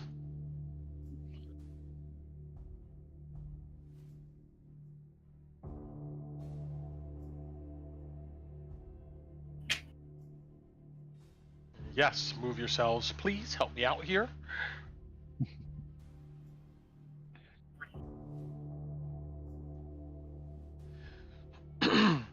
Sorry, buddy. Didn't mean to sit on you. Ron's just cold. Yeah. She shuts the door behind you guys, and for a long time she just kind of stands there in silence. You could tell it's taking her a lot of effort to work up the nerve to say something, but eventually she just blurts out, "Look, you have the right to call me a fool and blame me for all of this. I should have been on duty. But instead I don't know what I was thinking. Maybe I was afraid of this place, the future." Gertrude, the fucking Chimera thing appeared out of thin air. Like, what the hell are you talking about? Could have grabbed it's any not- of us. It's not your fault. We were all there. If it's your fault, then it's our fault too. I usually stay on top of the others, make sure they're watching all their posts, keeping vigilant. It literally appeared above your... Is he your brother, by the way? I didn't get that quite right. Mordecai? Yes. Yeah, it appeared literally in So the is air Reg, above your brother. and Eloise is my sister. I know. I'm just talking about everything. Maybe if I was doing the business owner that I should have been, a couple of more dwarves could have not died, some more horses be alive, the wall could still be up. Tina walks up to her and stops her. That's a lot to take on by yourself. I don't think you should take that much on. Everybody has their strengths and weaknesses, and yeah, of course, that might be your strength, but that sounds like everything. And I don't think your siblings would want you to feel like that. Here, have a good luck stone, and I give her one of my rocks. She looks at it, puzzled, but then she curls her fingers around it and she puts it in her pocket. You can keep I didn't mean to interrupt you. I'm sorry. You can keep going. No, It goes back to her corner. I appreciate your encouragement, but I don't deserve any respect. Thank you for helping me save Mordecai.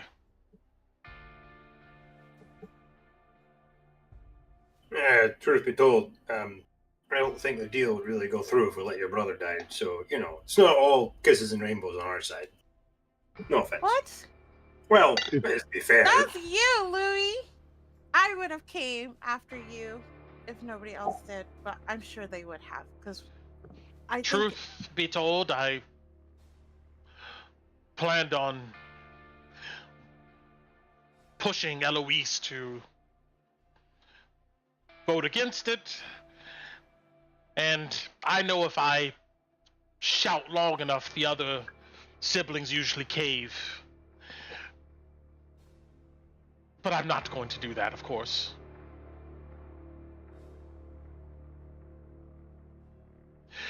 When Reg and Elle get here, we're supposed to get together and give our final opinions on the matter of this deal and vote, and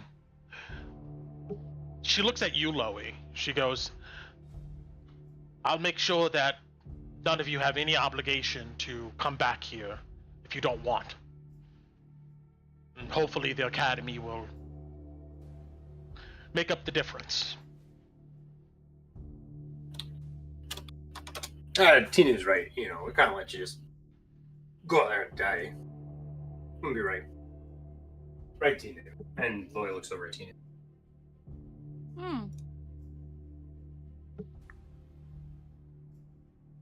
I'd be wrong. Yeah.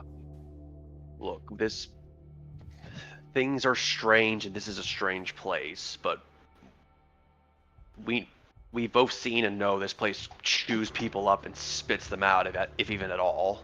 Even if we didn't get off on the right foot, we don't want to see you or any of your dwarves get taken by this place. We've seen what it does to people. She nods. Well, you're the most respectable adventurers I've seen come through here. That's for certain, and it won't be forgotten by me or any of the dwarves here. Not a very high bar, but certainly a very high compliment. Thank you. That's all.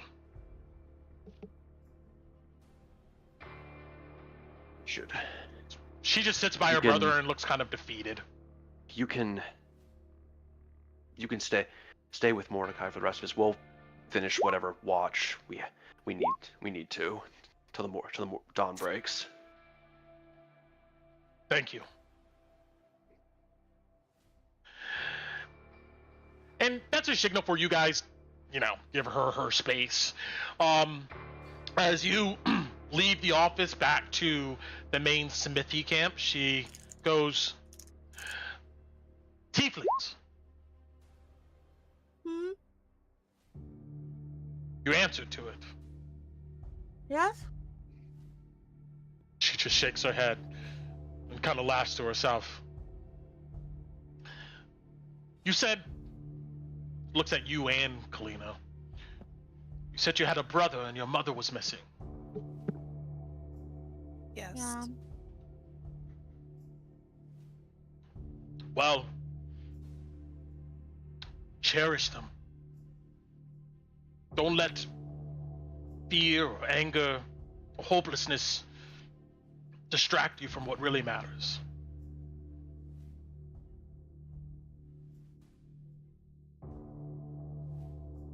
Tina just nods and smiles at her as I link my fingers with Kala's. All right. Oh, before we leave, Brent, I do go put a stone in Mordecai's hand too.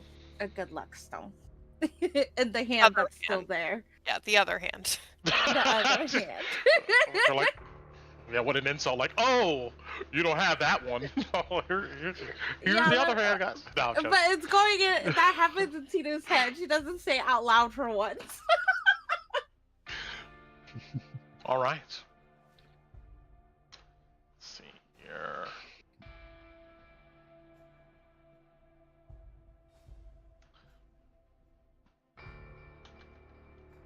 Let me,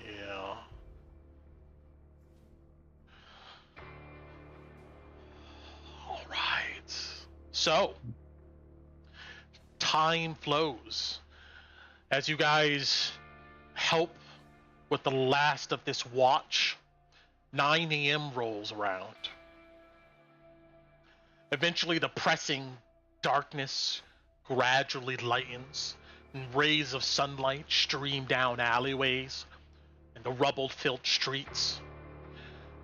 Around the highest steeples and through the shattered windows, this sunlight comes.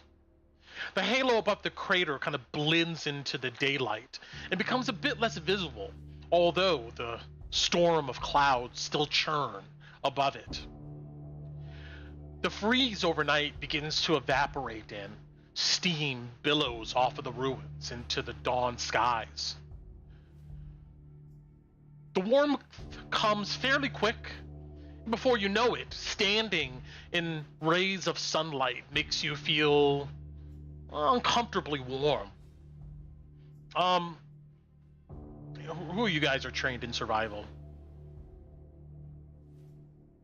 Oh, Louis is. Robin is.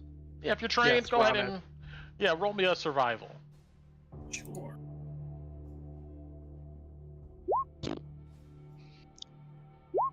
Ah, there you go.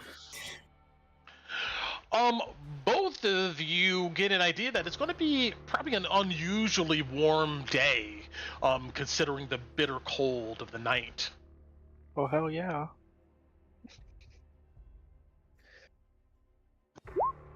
We're on bacon on a rock Well, yeah. Sunday thing. Pretty much. All right, and what is this? I see. As the party and the dwarves of the smithy clean up the camp, regroup, and tend to wounds, you hear one of the dwarves yell, "Day shift!" The dwarves hop up and go to the edges of the wall.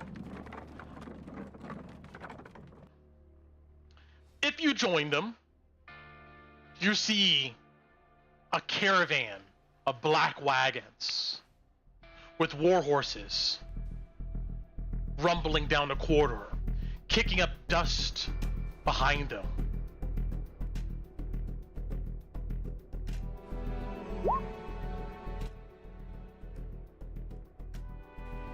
The dwarves sound elated and pat each other on the back, happy that this night is finally over.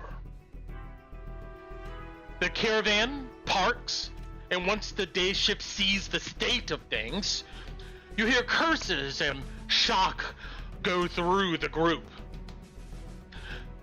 After a moment, you see Reginald and Eloise march into the smithy.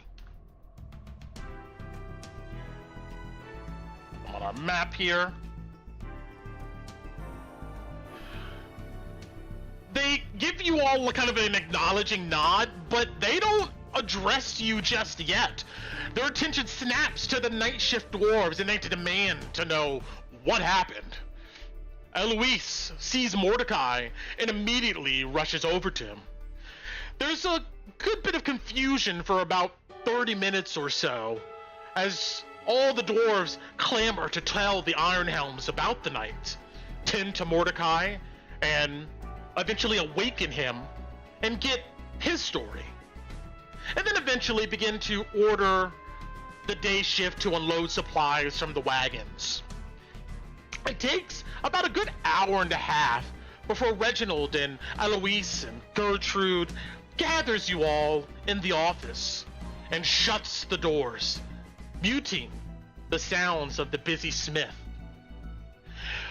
Those of you who stay outside a little bit longer, you note that when they pull up with their wagons, a group of these dwarves are pulling out some type of steampunkish mining machine.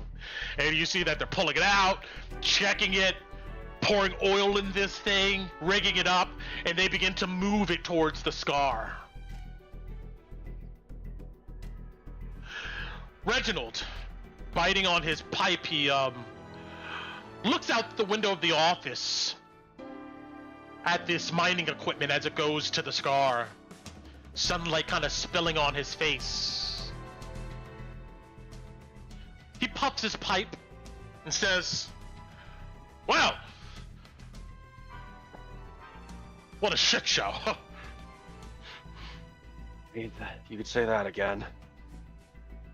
But, you know, it definitely could have been worse. That it could have been. Without the Knifebites.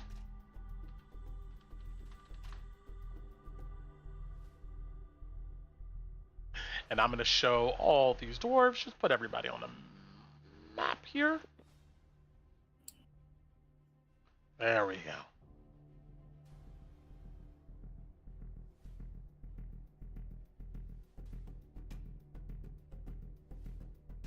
And Gertrude.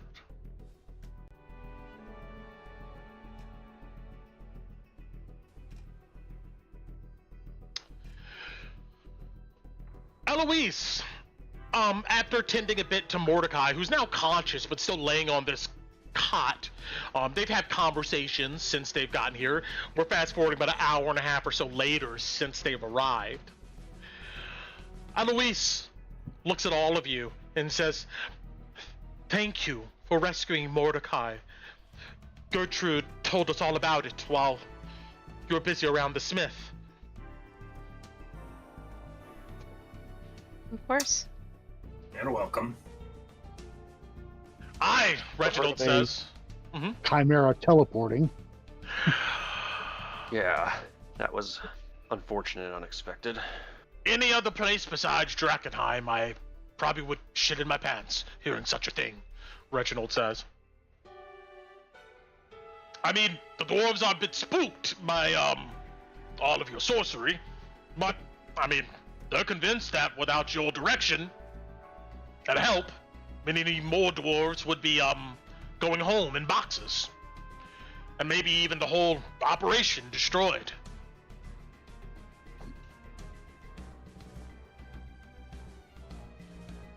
You see then, with your guys' silence, just kind of looking at him, he's kind of shifts on his feet. We all talked about the offer before we called you in here, and he stands up straight.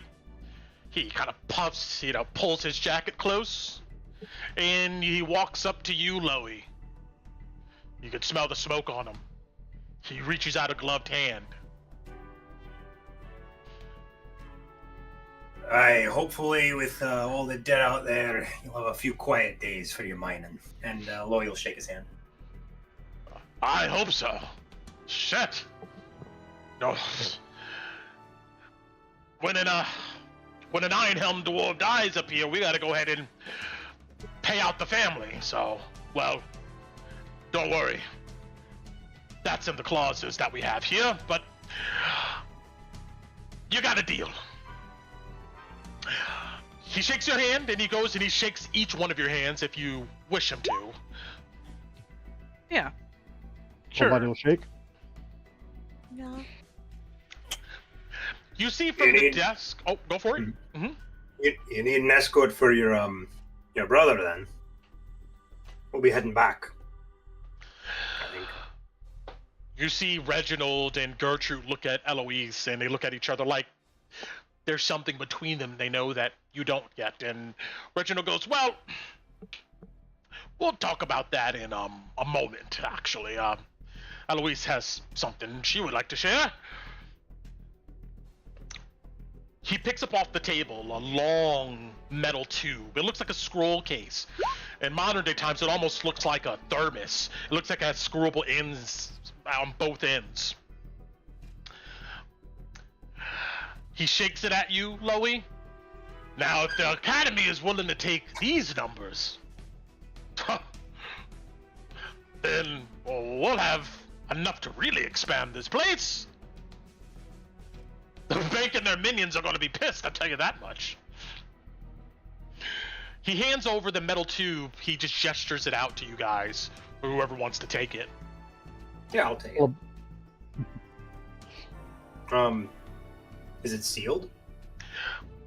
It looks like you can unscrew the ends if you so like. Yeah, we begin to do that in front of him. He goes, you can take the paper out, but don't unroll it. He goes, obviously it's the contract. Give it to the Academy. I'm sure they'll be sending someone out here to get things moving, assuming that they're fine with it. I mean, we're asking for a lot of security considering, the Queensmen ain't gonna like the sudden switch up.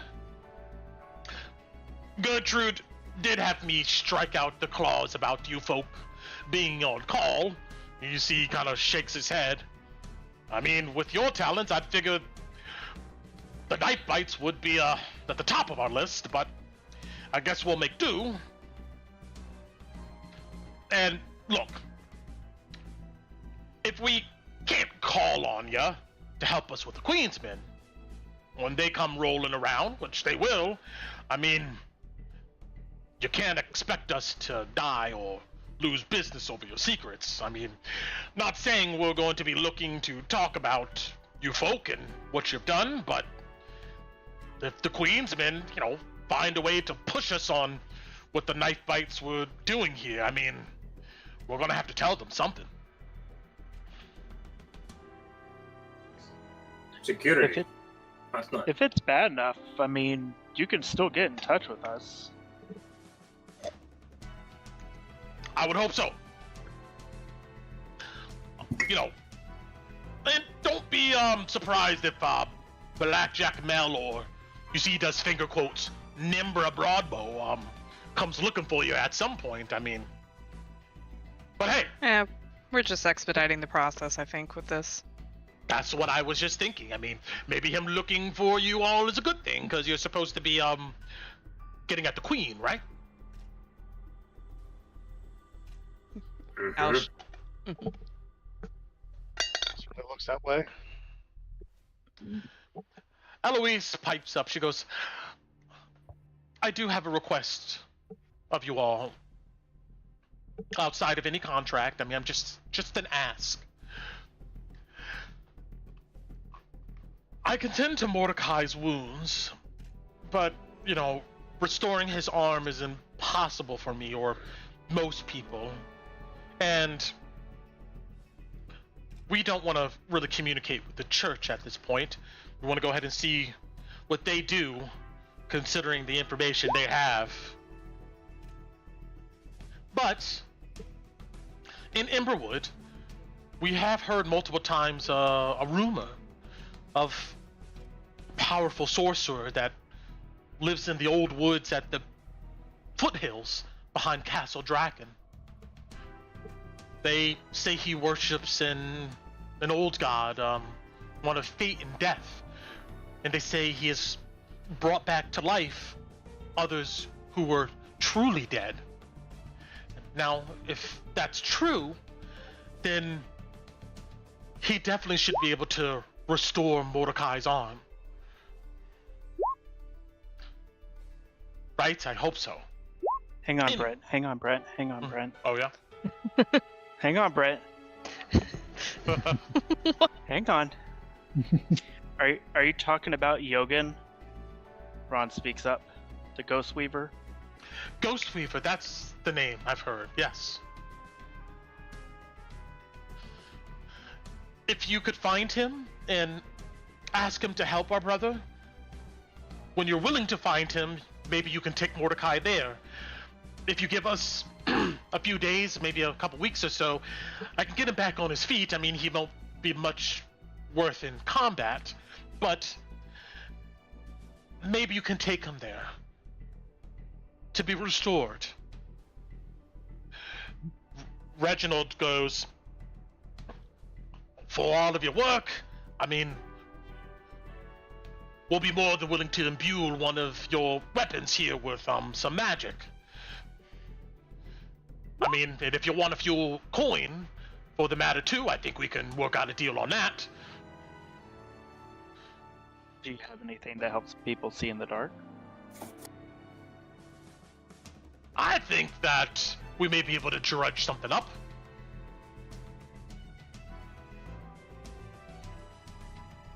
Ron just nods. Gertrude says, Yeah. in the meantime, we're gonna get him something custom from Ironhelm. They make mechanical arms and limbs of such. It's gonna take a while, though. Reginald goes, anyway. He looks at you, Loey. I'll leave you guys to think on it. You know, maybe come back here in a couple weeks. Maybe a 10-day. And let us know. But I think, this ends our business here, cousin. But now, I think it does. he nods, and you see everyone kind of stand up and brush themselves off. I hope you deal with the queen before she decides to deal with all of us. I don't think she'll want the academy breathing down her back, so, you know, we may have some time. But the church stopping the flow of other goods is really going to tick her off, and if she figures it out that it was you guys who shut that down, whew.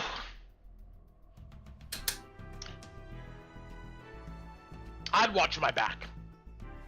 Well, we already are. Yeah, all those psychopaths at Buckle Down Row are afraid of her. That tells you a lot about how she is. Well, Reg, we're pretty damn good at hunting monsters. What's one more boogeyman, eh? Aye. One more for the notch on the belt. We have a lot to do here. We can give you some clean food, some water for the road. Eloise goes, if any of you need to be healed, I can help.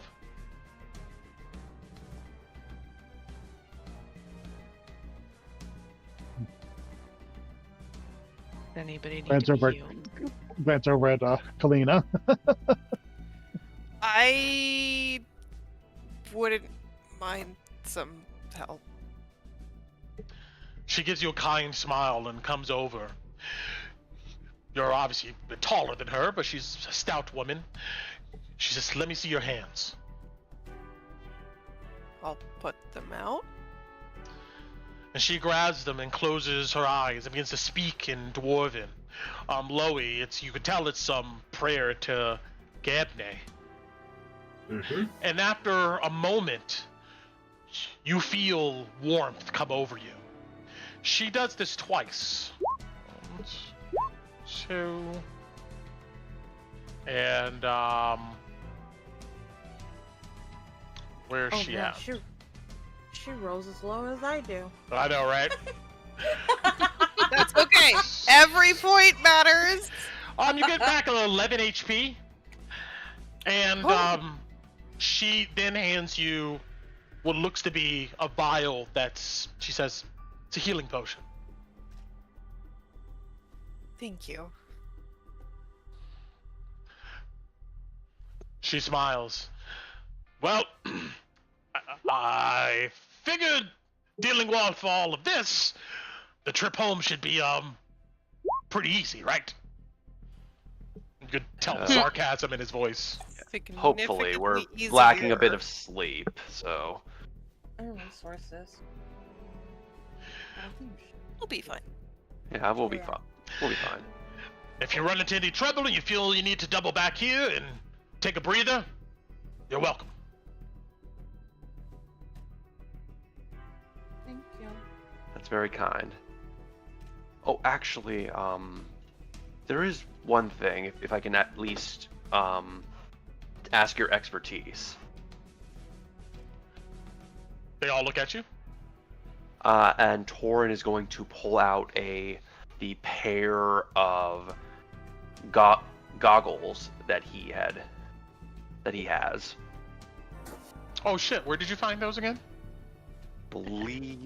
At our believe base. At the base. Yeah. Alice found them Okay. at the base and gave them to Torin. Yeah. Yeah. Oh, those, okay. Property of ice, do not touch.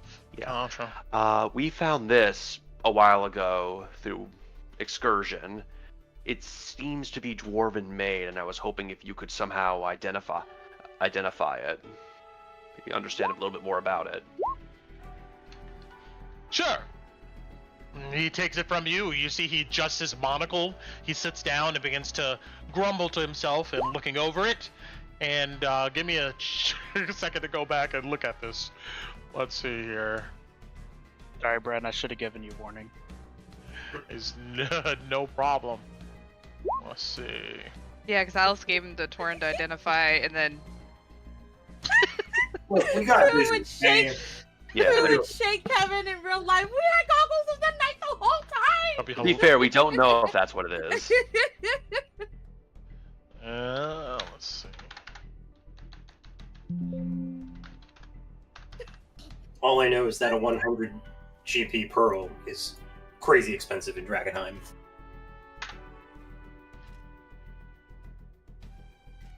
Where is it pinging this? Let's try again. Here it is.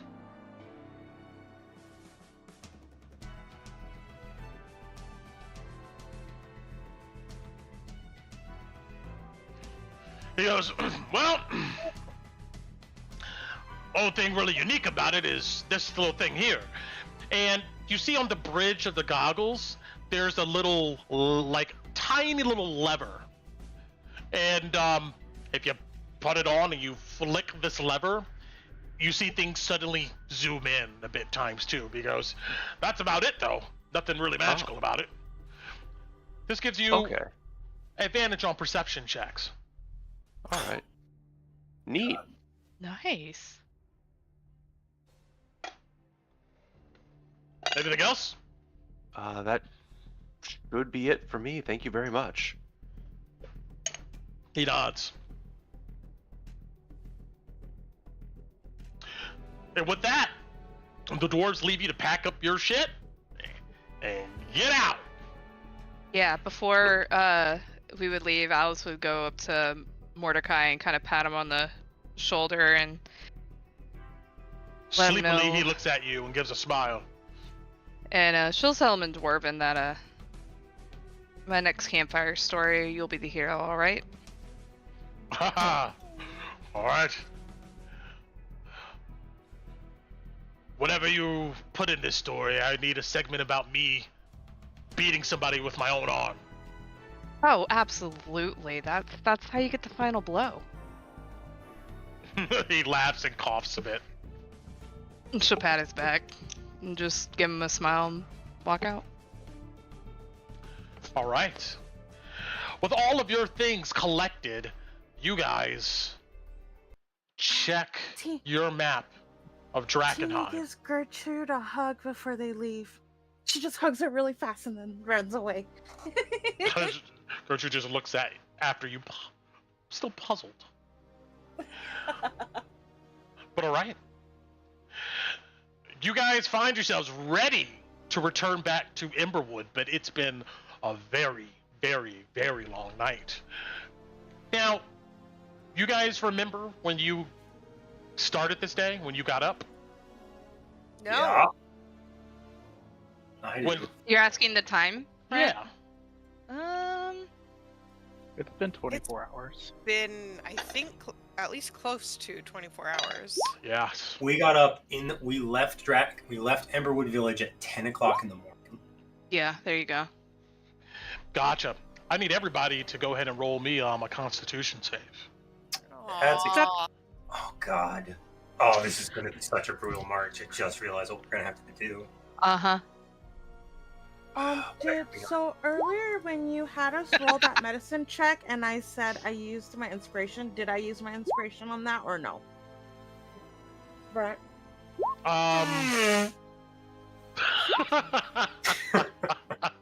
Who was no, that? Guys. Poor Carl. Oh, that was me. Okay. Blowing my nose. That's all right. Con save? Con save. I'll say you have your inspiration still. Okay, I will give it. I'm sorry, Alice. I'll give it to Wati.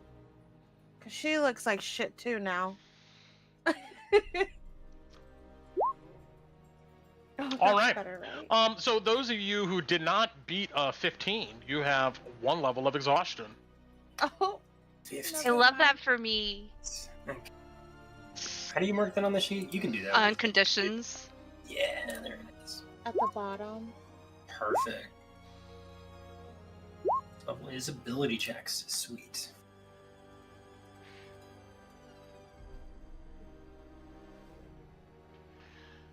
So You leave back out into the ruins, and you guys, I guess before you leave, they're not going to kick you out before you look at your map, but I need somebody to give me, a route you guys are taking. let's do it. Brent, mechanically speaking, Yes. are we gonna need to make con saves every hour? No, in- I actually looked this up. It's Mhm. per 24-hour period you roll, a Constitution save. It's not every hour. That's only if you're doing a long march if you've traveled more than 8 hours in a day. Is Which- what yeah. you're thinking of, Shane. Yeah. Okay. Yeah. Thank God. Oh, that's for traveling over long distances. That makes sense. I'm not gonna be that mean.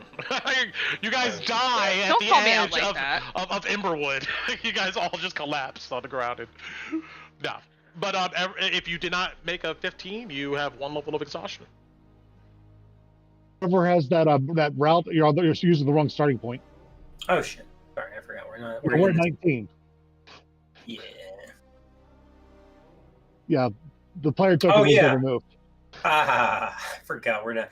Can you move our party token down, Brent? Yeah, yes, sorry. Yeah, I did leave that there. Yeah, you guys are right there.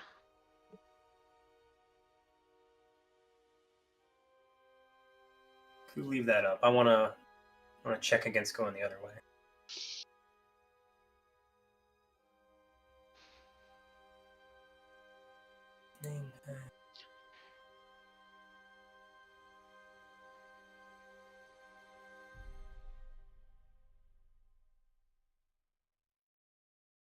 Okay, it's rough. It's like 100 feet different. Yeah, 100 feet difference. It's about the same. All right. Well, let's take that's fine. Okay, we're gonna do that. Somebody just hold that there for me, because I'm gonna add another line to our map here. And sorry, there. Do we want to do the outskirts? Is that okay? Yeah, because we don't want to go anywhere near St. Brenna's. Oh, that's what I thought. I was thinking. If we weren't tired, I'd be like, fuck it, maybe they're gone. I do not Oh, want to yeah, play like 20 zealots with crystals in their chests with no spells. It sounds like a bad idea. I mean, I never have spells, and I'm fine, so That's I true. don't know what you're talking about. I've got 10 bullets. Let's go. I'm ready. We could pretend that we're converted, that we want to be one of the sacred flame.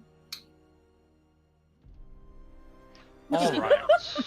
Somehow I know that'll work, but okay. Are you guys moving at a fast pace? Normal? You guys going slow? What are we doing? Normal, probably. Normal. Normal. I think we have to go normal. I don't think we could all keep up with fast. Because of the exhaustion? If we had a second level, we would have to go fast, but to keep our normal pace. But we can still go normal with one level. We'll just be at disadvantage on the perception check. Actually, hold on, Brent. Yes. Disadvantage doesn't stack, does it? Nope. No. We should just go fast because we're all exhausted, and most of us are going to have disadvantage on these perception checks, anyways. Oh, that's smart. We minimize the amount of times we roll. Not a bad idea. Yeah. And whoever's not exhausted should be wearing those goggles to give their perception normal. Oh, is it attuned? Do we have to attune to that? No, it's just...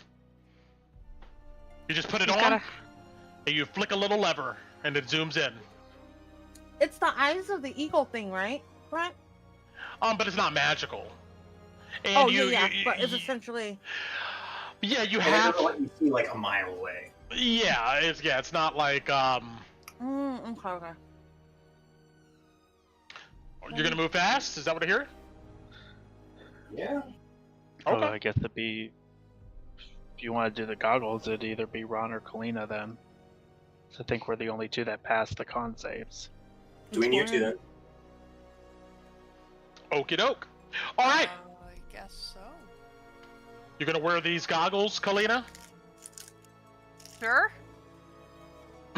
You put them No on. pressure. Yeah, there's like a little adjustable band, nodule on the side here. You're able to strap it on. And looking through the goggles, it's fairly clear. Whenever you flick this thing, it zooms in though. You get a sense that this is good for stationary activities. Like, you're standing there, looking around, running around with this thing zoomed in, may cause problems. But I'm gonna give it to you that you guys are able to stop a few times maybe and like use them to look around. So I will give you the advantage on this check if it's necessary. But all right, everybody's moving a fast pace here. So I need just everybody roll me one d20 and let's see if you guys get screwed. All right, Batu, you already rolled your one. Yes! Yes! No ones, please, guys. I have no spell slots left. Big money, no whammies. Okay. Now everybody roll again. No! You're moving fast. You guys roll twice and take the lower result. We're missing Torin. Oh, Torin, Yeah. please give me, Torin. Yes, I don't know if you're AFK. I don't know if you're talking. If you are, we can't hear you. But yeah, I need you to roll. Everybody, just wait for Torin to roll. I'll keep that 20 for you, Kalina. Everybody Thank else, you. just let's get Torin on the board here. Is there something in the chat saying he disappeared real quick? Hello? Oh, there you There are. you Okay. go. Sorry for a second, had to step away. There we go. Hey. All right. So, everybody besides Kalina, roll again for me. All 1, right. 2. Oh, yes. Yes. Damn. Well, that was really close, guys. All right. All right. On this go about, you guys make it quickly as you can. You're not even really. I mean, you stop occasionally, give a few looks, but you're not looking at much. You hear the deep, dark rumble of Drakkenheim dissipate as you guys leave the ruins and go back through the foothills or the hilly kind of fields outside of Drakkenheim, leading to Emberwood. With that, yeah, you guys come into Emberwood. It took you what, guys, an hour to you guys move? Yeah, you guys about an hour to get there. I'm saying you guys left around you guys left at 11. You guys are back at Emberwood at high noon. The place is abuzz with activity. There's all different types of folks moving to and fro.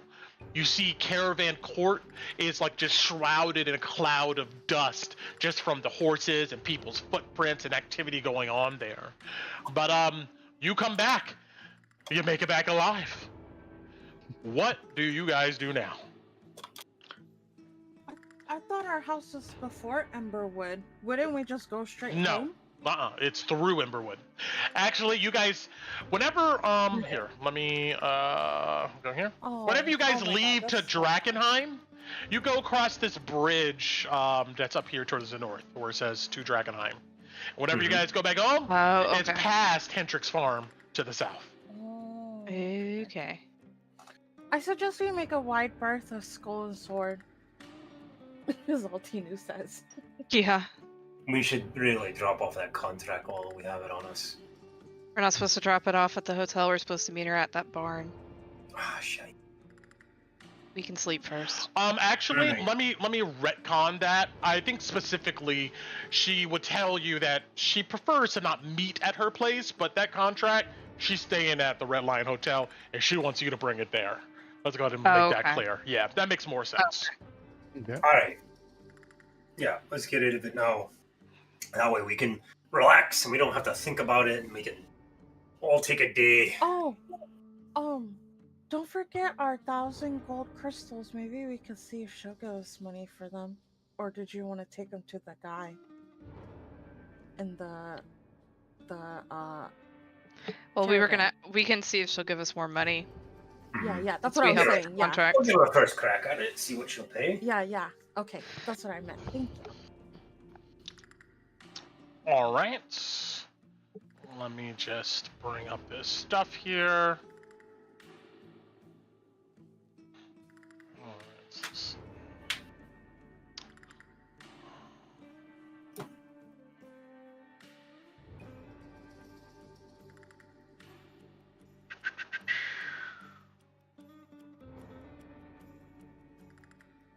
And let me check this out.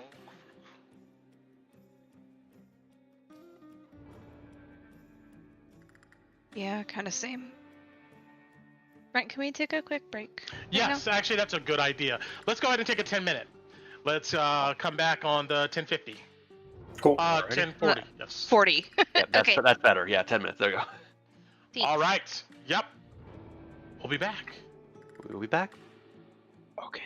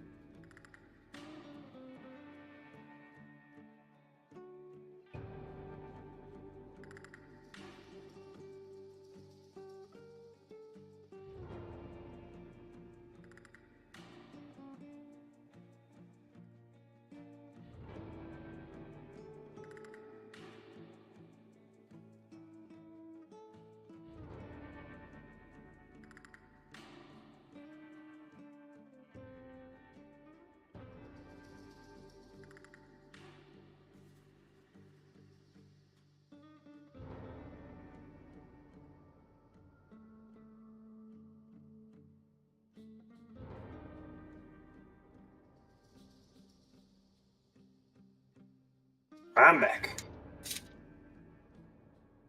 Hello back. Hello, Beck.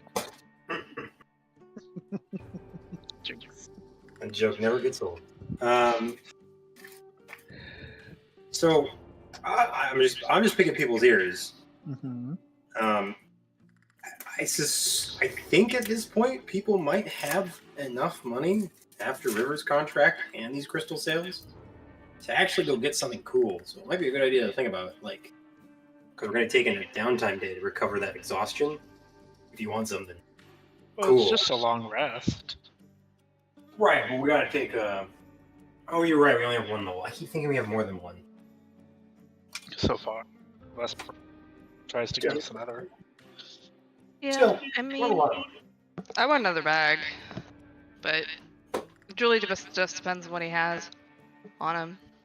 Because I've already got 2 magical items on me, so. Beyond buying bullets and shells for myself, I'm kind of flat broke. So How much is the contract worth? We're not getting paid for the contract, I don't think. not. I thought River was going to give us something for that. Hang on, I'm But- checking. I'm checking.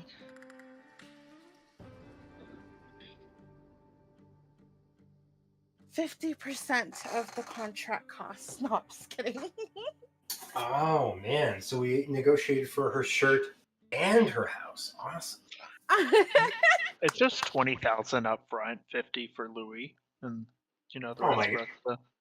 We don't even need to talk to the bank, guys. We're good.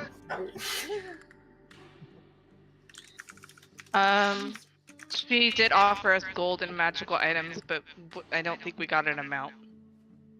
Okay. Because I feel like there was something that was discussed. Trading good faith, all that jazz. Yeah. Are we gonna stop and buy things, or are we going straight home? Let's see what we get out of this. And we can always Yeah. come back in the evening to buy. Okay. I just What need the- the stuff to summon Ellie, because I'm out of it. Yeah, we've got time to go to the marketplace before we go home and rest. I mean, we're not going to be doing anything until tomorrow morning at the earliest. And that's if you guys don't want a day. Yeah, well, yeah, tomorrow morning we got a meeting with the bank. Sir. Yeah, okay. Maybe we'll. Mm-hmm. Not looking forward to that. All right.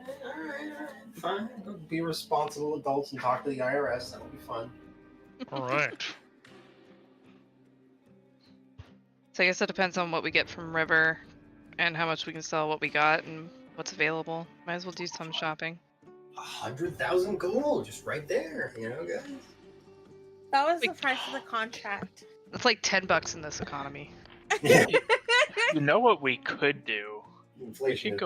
We could go back to the spot that had those, geode guys, and we could do like Alice is wanting and get another bag of holding, and just put all their parts in there and hand it over to Blackjack Mel.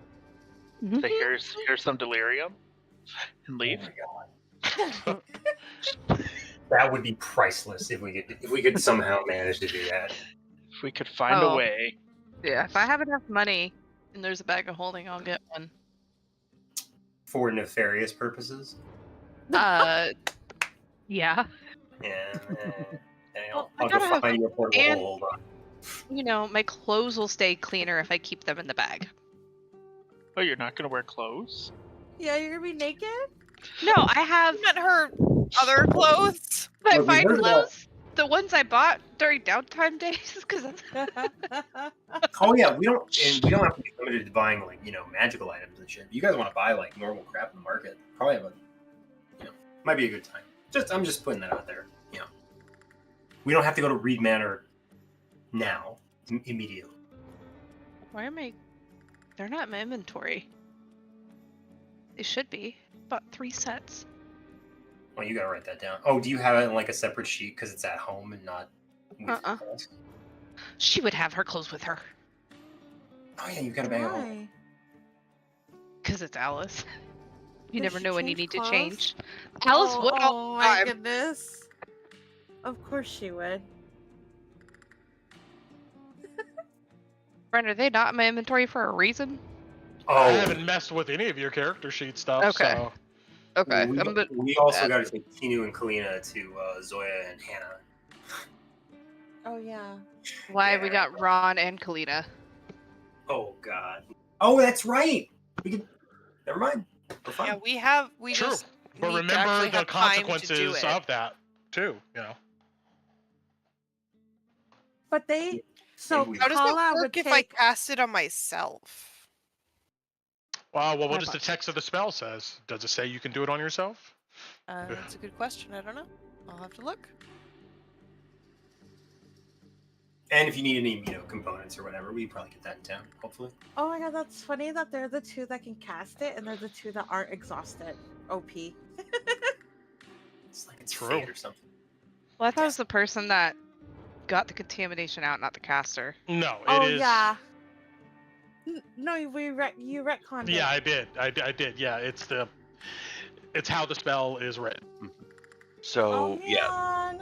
No. Can I just stay contaminated then? No, you'll die. no. That's the alternative is death. So- No, but then I'm gonna be exhausted for a whole day. I hate exhaustion. Tinu, Thank you you, can either Icewind Dale. Tinu, you can either be exhausted and take a nap, or you can have a tentacle growing out of your nose and never take a nap again. Like I said, we Ugh. can take a day to reset. It's okay. So No, but we have to. So if I do the contamination, I get 2 levels of exhaustion. So only 1 goes away. Yeah, but there's also the the other thing is also the contamination. You're only getting half your healing from hit dice. Yeah, see, Matt agrees with me. He doesn't want me to do it either. So Tinu and Kalina are both contaminated, correct? And we know that because it's bad for them. Check 1 2. Check 1 2. Okay. Yeah. There you are.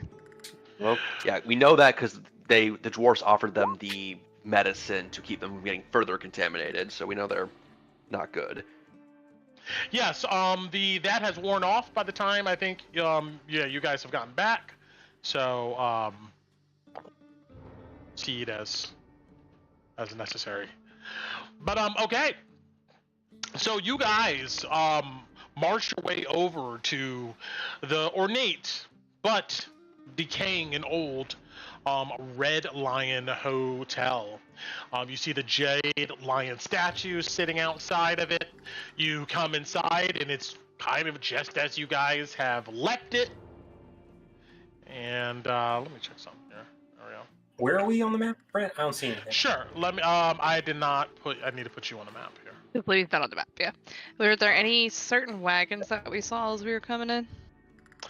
No, you don't see any House Jones wagons out here. They're all gone.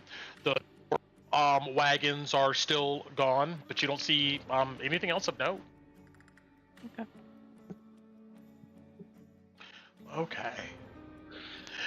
Yeah, you guys are eventually escorted up the steps to the 2nd floor.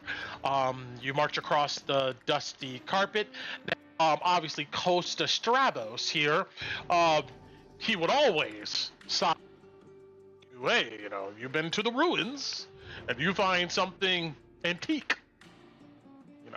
We'll add it to my collection. But he's not going to hold you guys up with that. He's seen you guys enough, and he will let you guys come up the steps and whatnot. Let's see here. Okay. I mean, I'll knock if nobody else is going to, but I figured this was, Kolavadi and Doran's thing. You guys talked to them before. Is her companion outside the door? Yeah, as soon as you guys come up the steps, you see this large automaton standing outside, glowing eyes, almost like a statue, but it detects your presence and looks in you guys' direction. Doesn't look hostile or anything. It just watches you guys as you come up to the door. Right before Hey, Jimmy. Oh, it just... You're not sure if it can talk or not, but it doesn't respond.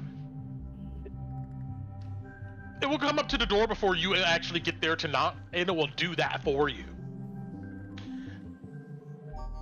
After a moment, The door opens, and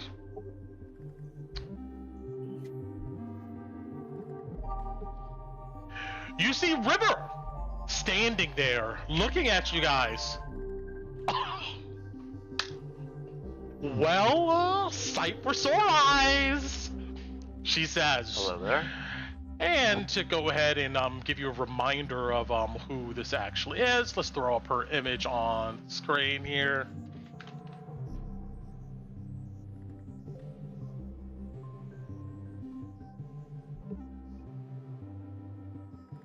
It's been a minute. All right, and let's get over to this here.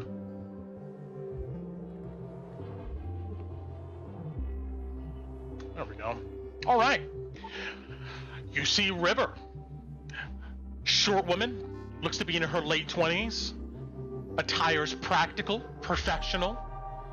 Looks like she has a hip-length purple jacket with a high collar and a belt at her waist where you see there's several pouches and pockets.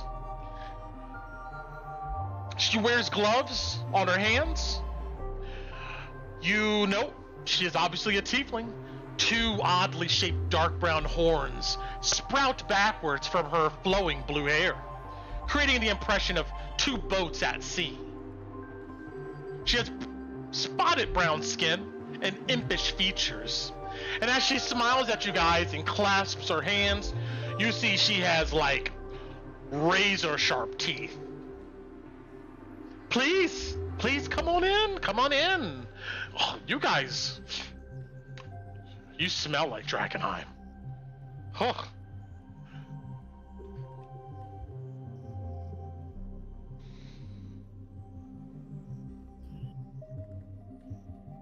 Hey Brent, have we ever seen other tieflings outside of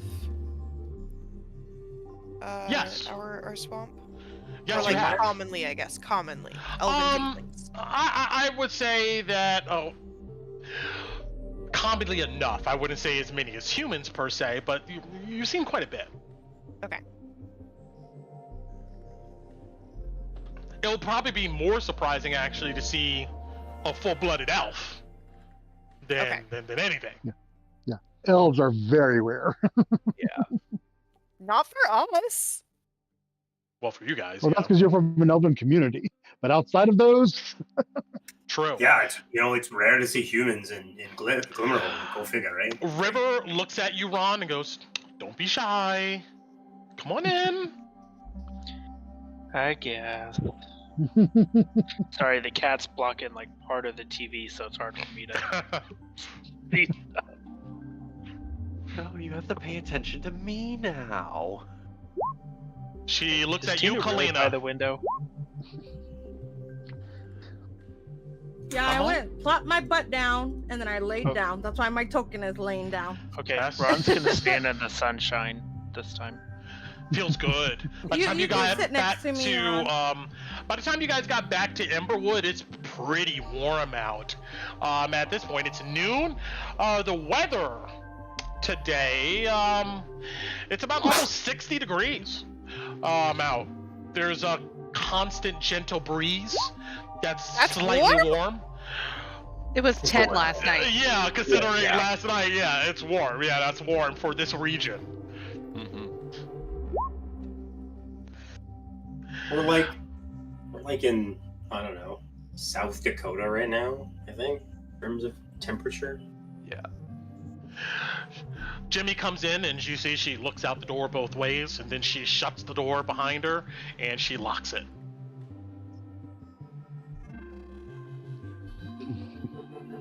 and Kolobatu will look over at Loey and hold out her hand. Oh, yeah, sure. You'll see Kolobati that Louis put the cap back on. He never actually read the thing, because Mm-hmm. Reggie told him not to, so he hands it to you. Okay. And she'll take that and offer it to River. Preliminary contract for the dwarves.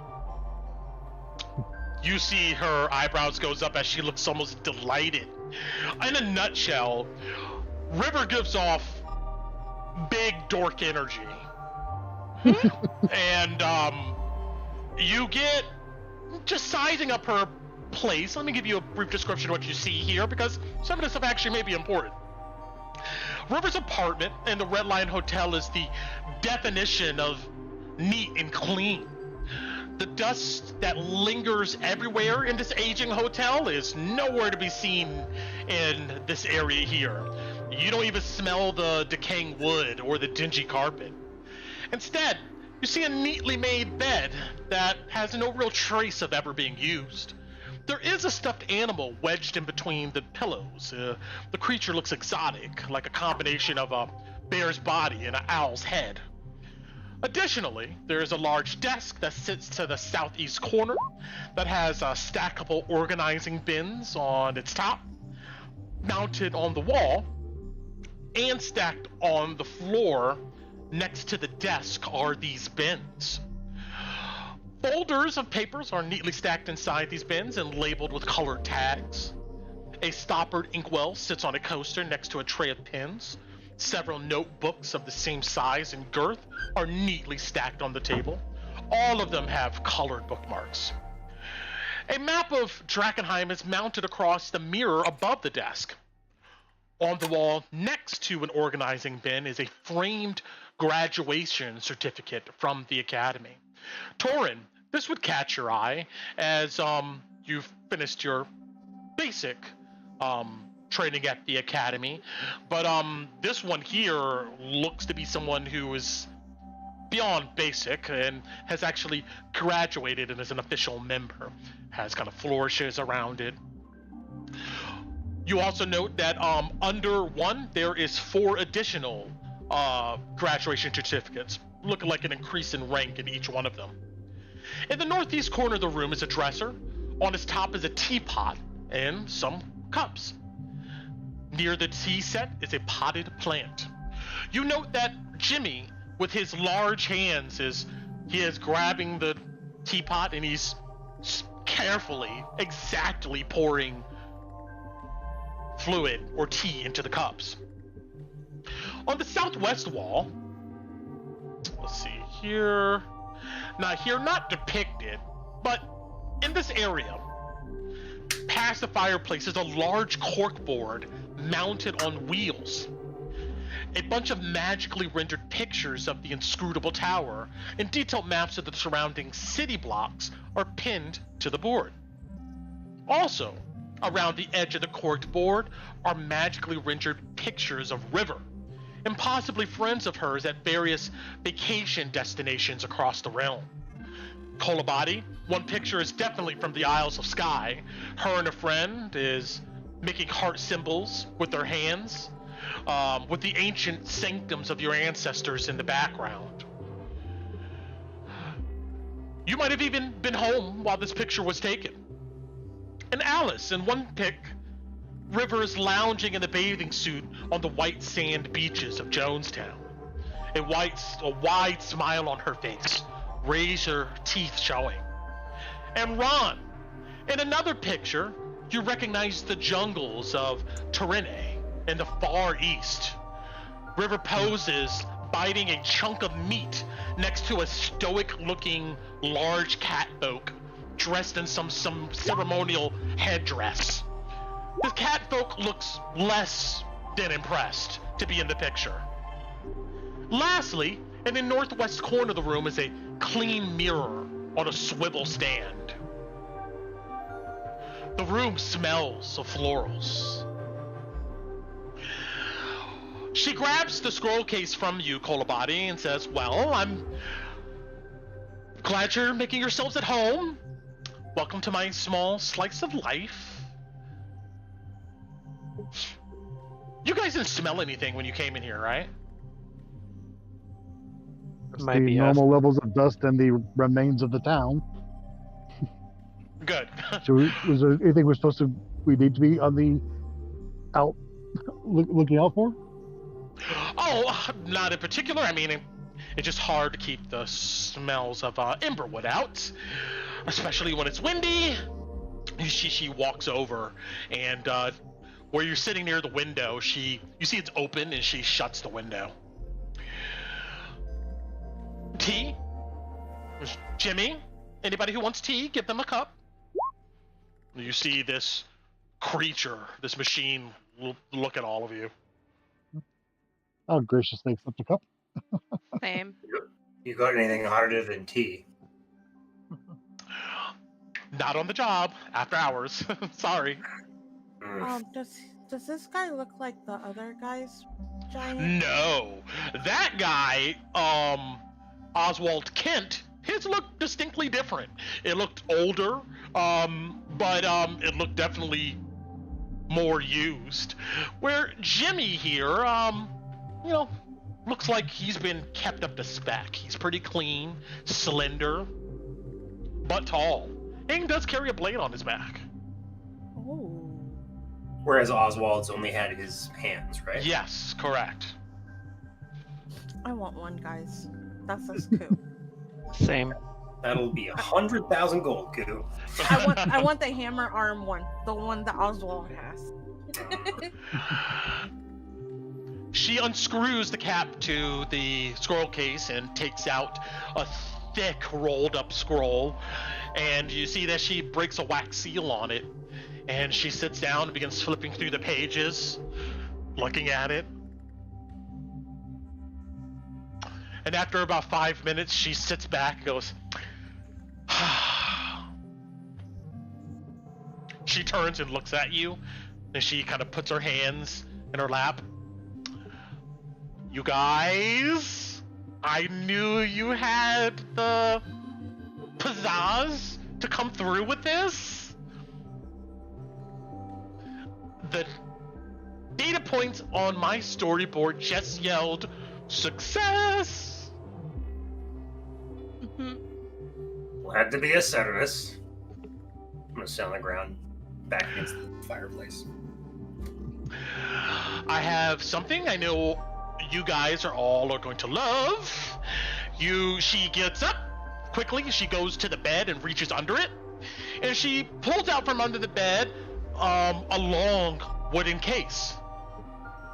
She unlatches it, digs inside, and pops out with a large plate wrapped in cheesecloth. She unwraps the plate slowly, almost dramatically for you guys, and the last cloth she pulls back, and you see it's a stack of cookies. Some soft bakes from Anspin's delicacies? They have a bakery in this village? No, Anspin. Not too far from here. Far enough to be away from the contamination and all this, though. I picked some up. Look, they're still fresh. Come on, take one. She comes over to you and gestures to plate. What the fuck? We'll take one. As I'll take it. Koo, this better not be our reward for getting the contract. Yeah. I'm hoping it's not. Where did she say this was from? Anspin. Anspin. Do I know where that is? I've been across Drakkenheim. Sure, you can roll me a nature or survival, your choice. Do I have advantage for my trade?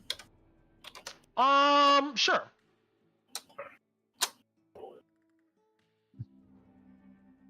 Tina takes 2 cookies. One for her and one for Ellie. Okay. I really know where that is. Yeah, you would know that Anspin is probably the nearest township to Drakkenheim from here. It's about a good 2 or 3 weeks. Actually, wasn't that the place where our deceased Venus owner was going? Yes, exactly. Correct.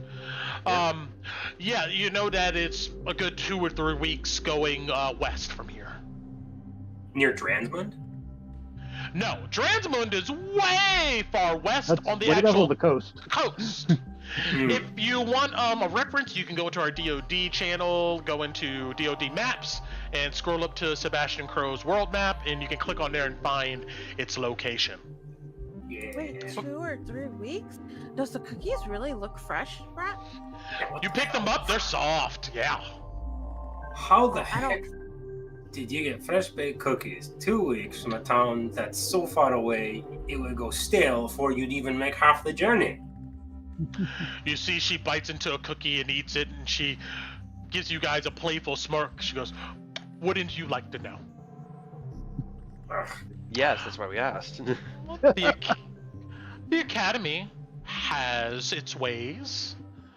Come on, guys. Do you think I actually live here? No. You've never even slept in that bed. Oh my god, she says, looking at the cookie. It's like it just came out of the oven. How do they do it? Oh, she looks at the bed. No, I don't sleep here. This is my office, quote unquote. If it was up to me, I would definitely have better accommodations, but what are you gonna do? You're New Drakkenheim. Well, he blinks and looks over at Addie. And bites the cookie, doesn't say anything. She's just looking around the room with obvious, like, jealousy in her face. And Colobot will like bite into her cookie, and It's we'll go like, delicious. speaking of teleportation, did you know the chimeras in Drakkenheim can do that? Huh. Really? Do we have to talk about that thing? I mean, Considering we've seen 2 of them so far in our forays, we may see more. I know. to be honest, Colabody, I'm not too surprised. There's all types of strange phenomena going around Drakkenheim. Right? Very strange. She waits for you all to kind of settle in and eat your cookie and drink your tea. The bag of holding, is it like time is stopped in it? Like if I No. wrap these cookies up and I put them in the bag of holding, they're not gonna go stale, right? Is what I'm asking. I mean, it's time doesn't stop. It's a vacuum, so Yeah. you would imagine take that. longer. Yeah, you would imagine that whatever quote unquote energy is in these cookies, any heat, moisture, and stuff, would eventually dissipate into the vacuum, leaving them pretty stale. But it'll take some time to do that. Yeah. Longer than leaving it out normally. Correct. Yeah. Yes. Okay. I wrap up my 2 cookies and I put them in my bag, the bag of holding. You want some more? If you don't mind. Of course. I'm gonna go get some a few more days from now. I mean, first come, first serve, and you are the first of the groups to come back to me actually getting things done. She says, putting her hand on the contract. Thank you. Tina takes 2 more. Yeah, that wasn't easy, so you're welcome again. But I know you guys are looking for more than just cookies. I brought some options as a reward for a job well done. But those items aren't here.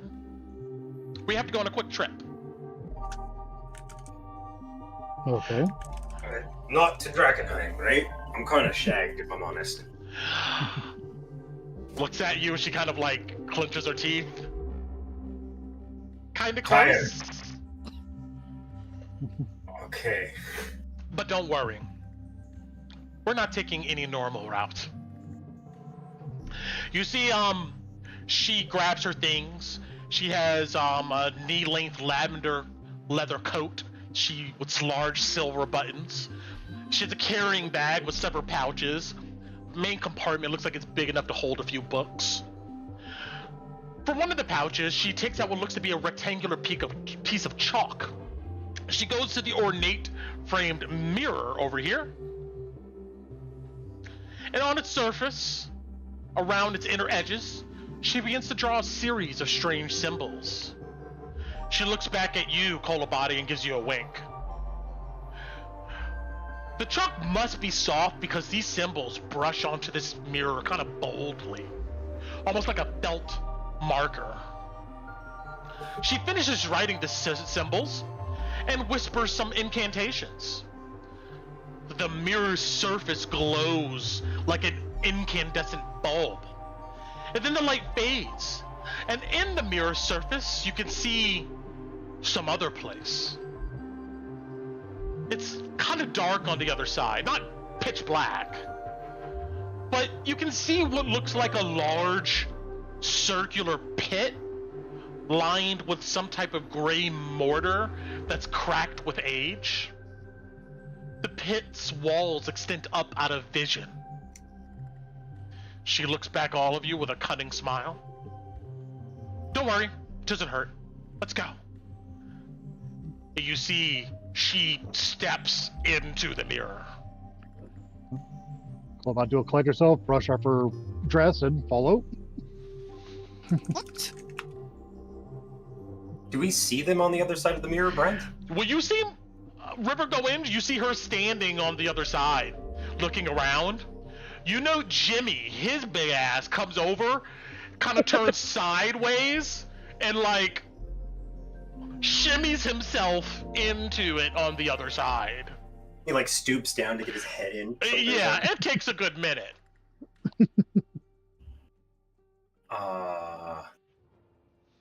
Torin, what the hell was that? I'll take a look. Pointing it out, I will take a look at it. Look at it. What is it? Oh.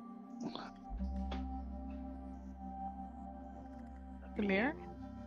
Yeah, but the mirror. The runes?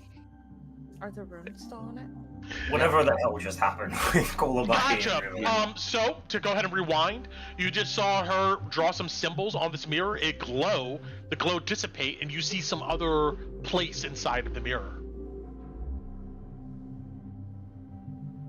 Should I roll? So can I roll Arcana on that, or? I mean, sure, if you want to. All right.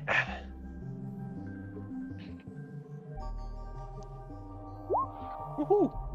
Nice. Yeah, you've heard of this magic before back in Trinsmood at the academy, what you studied. It has to be some type of teleportation circle. Yeah, seems to be the runes for a teleportation circle. Should help you get to where you need to go.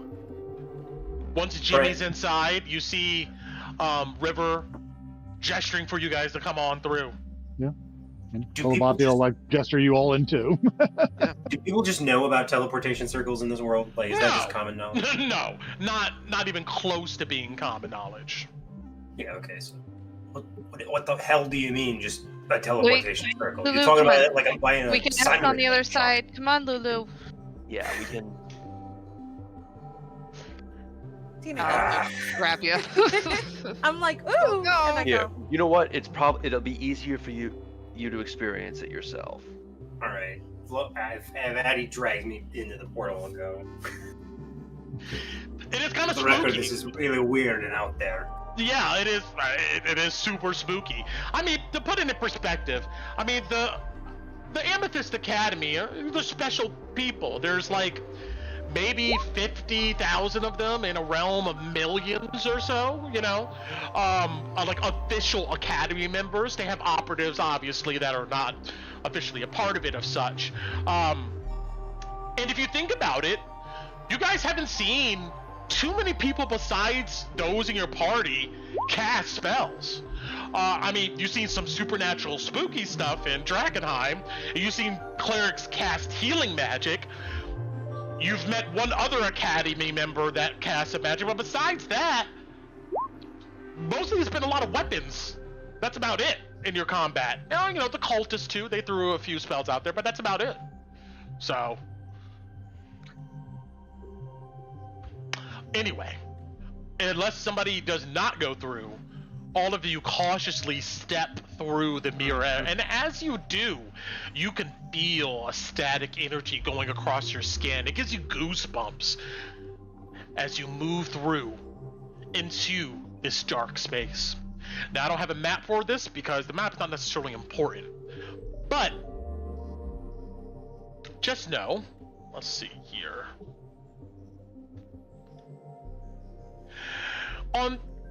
this side, you smell earth and vegetation. Behind you, on the wall, is an oval portal, the one in which you stepped through, and you can see River's room on the other side. But slowly it fades. You look up and see a ceiling over this pit made of what looks to be woven dead branches. It's about 20 feet up. There is a knotted rope that dangles against the wall and snakes up to the ceiling where the branches and the edge of this pit meet and then kind of goes out of it, if that makes sense. All of you now on the other side, you see River looks around and she puts her hands on her hips and says, let's see, where was that? She walks around a bit and you see with her foot she's kind of kicking in the air, and after a moment she goes, okay.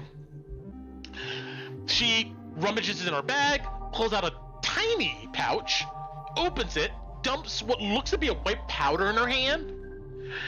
She looks around the space and then hesitantly points to an area and says, I think it's there. She walks over. Then, I mean, you don't see anything in front of her. She bends down and blows this white powder from her hand. And almost like this stuff is really light material, it poofs out almost in like a 10-foot radius, and then the powder settles. And you see the dust coat something that was invisible, shaped like a rectangular box, maybe about a foot tall, 4 feet long, foot wide. She whispers something else. When she sees this, she comes over and like puts her hand on it, and the box materializes in complete fashion, still covered in powder. She looks at you guys. Been a while. She reaches in her pouch, her bag, comes out with a key. She unlocks the box and throws open the lid. She looks up and smiles at you guys. Come on, take a look inside. Heck yeah. Yep, step forward, take a look. You guys walk over and see an array of items sitting in here. She goes, ta-da! And steps back and lets you look at them.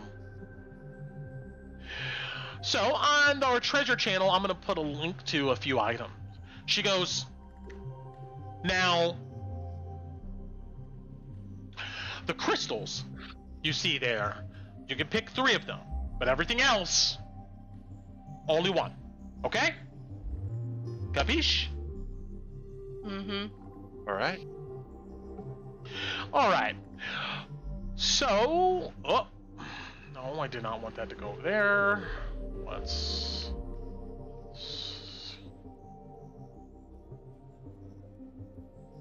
Here we go. Alright, the crystals that she points at, they actually look more like gemstones. They look like, this right here. And... Ooh. Oh, that's brilliant. It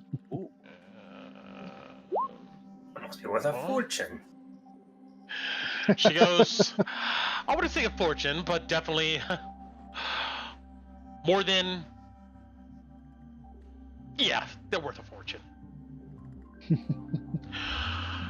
You see these gemstones, and she explains to you they're called mind crystals.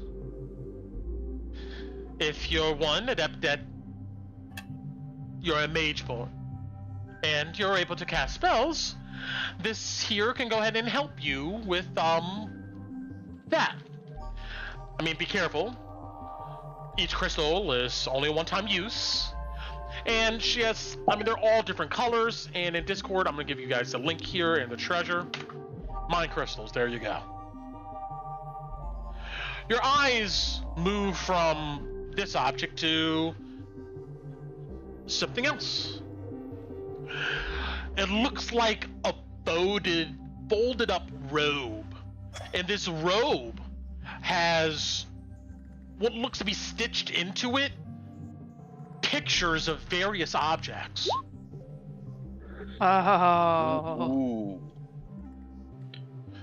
As you guys Really unfold excited. it and look at it, you see River, she has her hands crossed. She looks pretty pleased at you guys being pleased at what's in the box. I would, if I could do it, if I could actually be capable of it, this would be a moment when Tor would just like do one of those like appreciative whistles.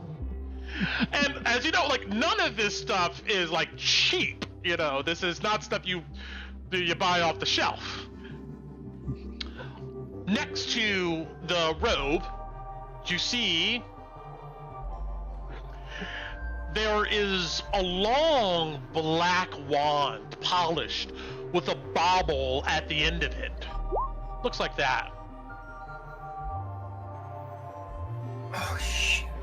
Ooh, what's that That, one? that's pretty. Roy would have no idea what this is. River goes, I know, isn't it? Yeah. So great. Carl, do you know what that is? The next series of objects I do not have pictures for, but I'll do my best to give a description. And I will, let me post the links of these other two. Yeah, she would describe how these work to you, and nobody's trying to hide anything here. Let's see here. That's the robe. It's such a good robe. It's very good. And then this is the wand. All right. Next to the wand, you see a silver ring set with a clear, round crystal that glows faintly. This is from a different book, so I'm going to post a description for it here.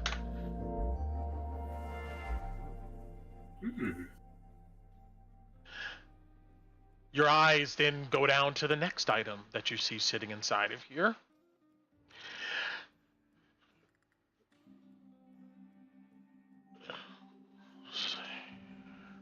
She goes, the potions, or the oil in the potion, they go together. You see that one is a potion bottle with thick liquid swirling in a mass of colors. And that is this object here. Next to that is what looks to be a bottle of oil. It's a thin, like a thermos, cylindrical, thick glass bottle with a metal cap. The liquid inside is a deep orange, almost like the fruit of an orange. And it is this here.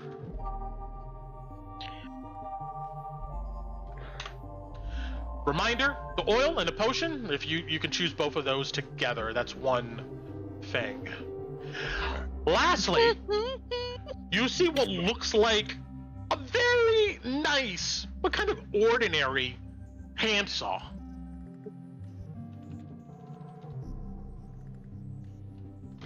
Handsaw.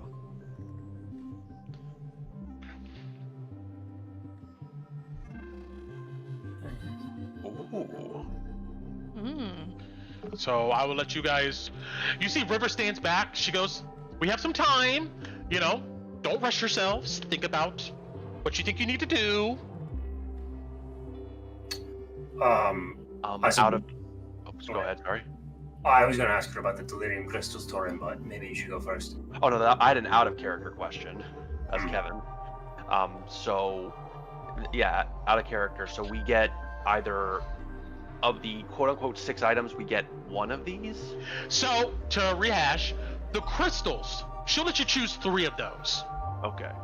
Everything else, and the potion and the oil, She'll let you take both of those. Everything else is you only can pick that one object. Okay, so 3 crystals, the potion oil, and then and then each item separate, and we can only get one of those. Yes. Mm-hmm. Okay. So one of the saw, one of the ring, one of the wand, one of the robe, And then the oil potion and 3 of the crystals. Okay. I just wanted to make sure. Alright. Sorry about that. Please continue, Louis. Since we're doing trades, I don't know if this is appropriate here. I have no idea where here even is. But we gotten some delirium. If you're interested in paying market value for it. I mean, I would be, but let's just say, I don't keep with me a whole chest full of coin for obvious reasons. I mean, if you're willing to wait a few days, I can get some coin for you. Yeah. How much? I will take the delirium off you. How much are you willing to pay for it? She looks at all of you, like, she goes, of course, the rate that's being paid at Caravan Corp. I'll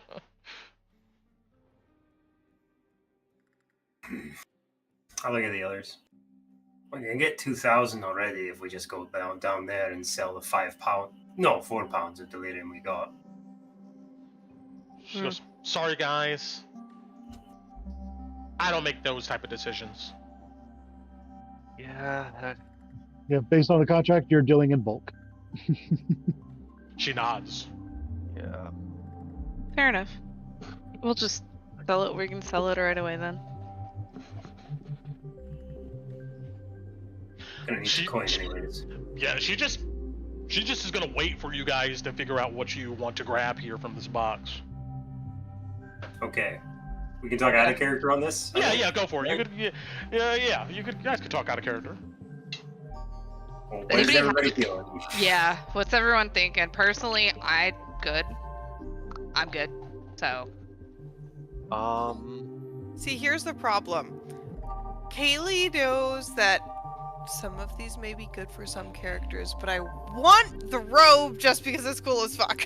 It is so cool. I know. So, the robe is just general purpose, super cool. Mm-hmm. But I don't know if that's. If the wand of magic detection could be good, just because that's a good thing to kind of have. Without expending spell slots. Yeah, without expending spell slots, it requires no attunement, so it can be passed around the party as needed. And that wand serves as an arcane focus as well. You can cast the mind crystals are good for the casters, just because it gives that little extra oomph. But I don't, for us and how we're built, it's not super necessary. A caveat on those mind crystals, though. Sorry guys, I can't give you rare shit right now. So the heightened and quicken one is not there in the lot. I figured, but yeah. But even so, like extended, empowered, distant, and careful could be nice. But I think compared to the other items, and what we have at our disposal, it's not as useful. Yeah. Well, it's the fact is that this is basically giving you sorcerer powers on characters that wouldn't normally have it. So it's rare, but it is a one-time use. And she has multiple.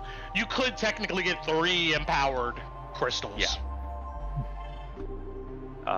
The ring. So kind of going back, the ring is just nice. That's just a once-a-day advantage on anything. But that's also attunement. One person's gonna have to get that. Free inspiration for one character once a day. Yeah. Yeah. Pretty much. Yeah. The saw cutting is interesting because it's not just wood; it's also metal and stone. That's such a weird item. I love it. It is a weird item, and it could help us get through places. So that's about 10. If I'm reading it right, 10 feet of cutting through stuff a day. Yeah. Yeah. So if we need to cut a hole through a wall, that's 2.5 by 2.5 by 2.5 by 2.5 square way through a wall. You or could cut our way through a door. You could cut a tunnel around a door into a hallway if you wanted. Yeah. You could cut. Can't we cut the wall into inner city with this?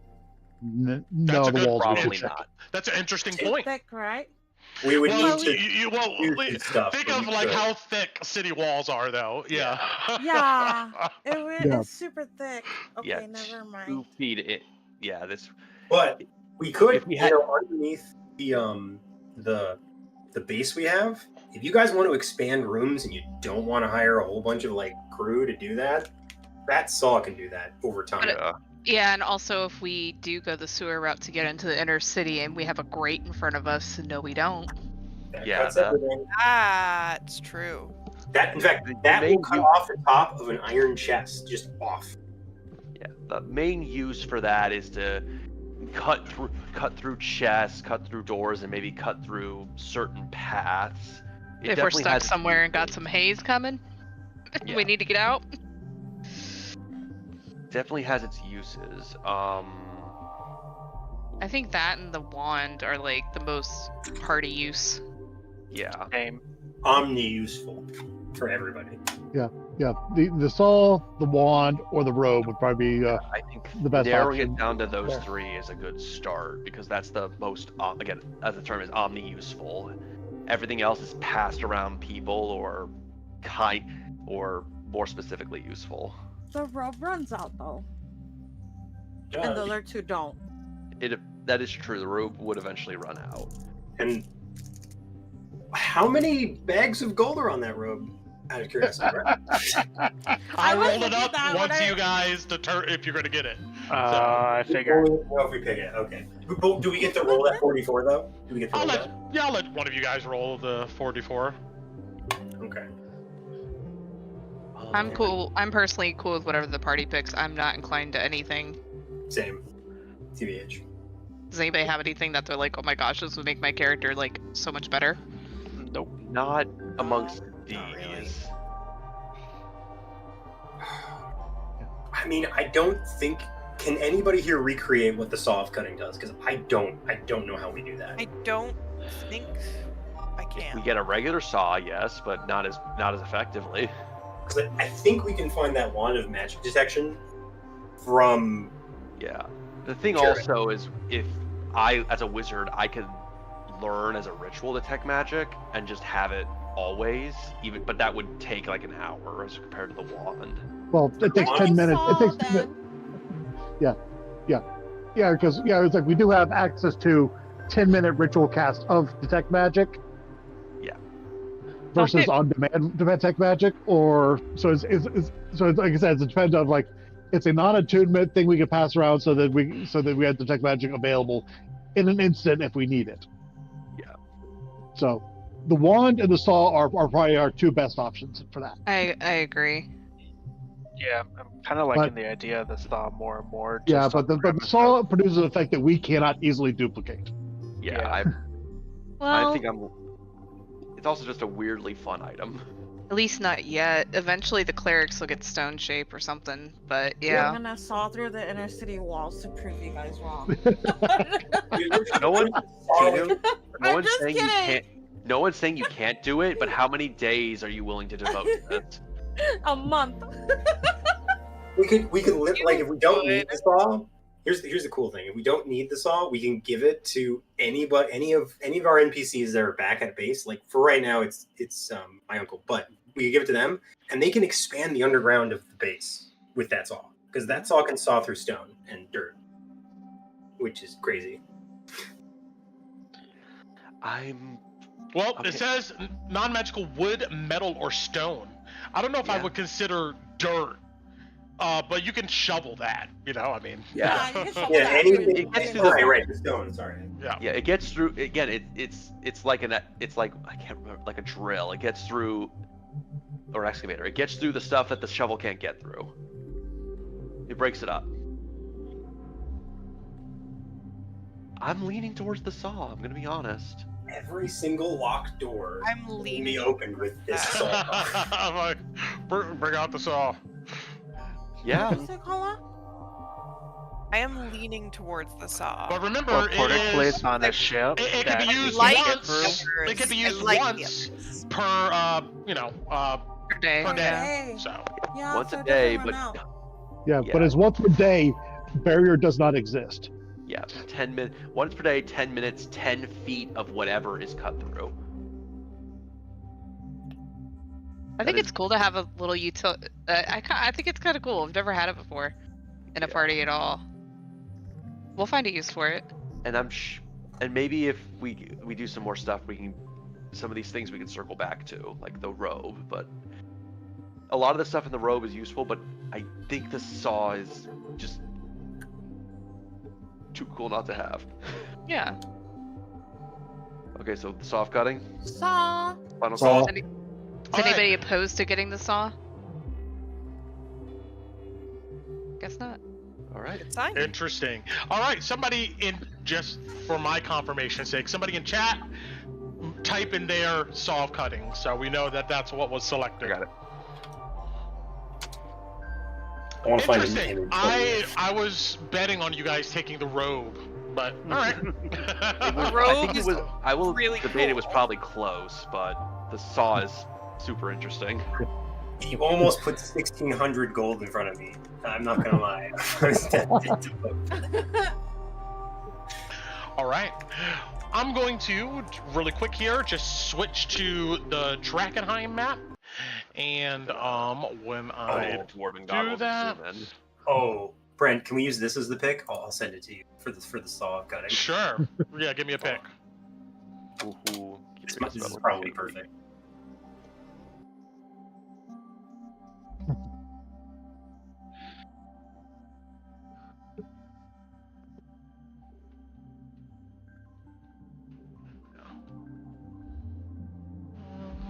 Let's do this here. Let's see what we got.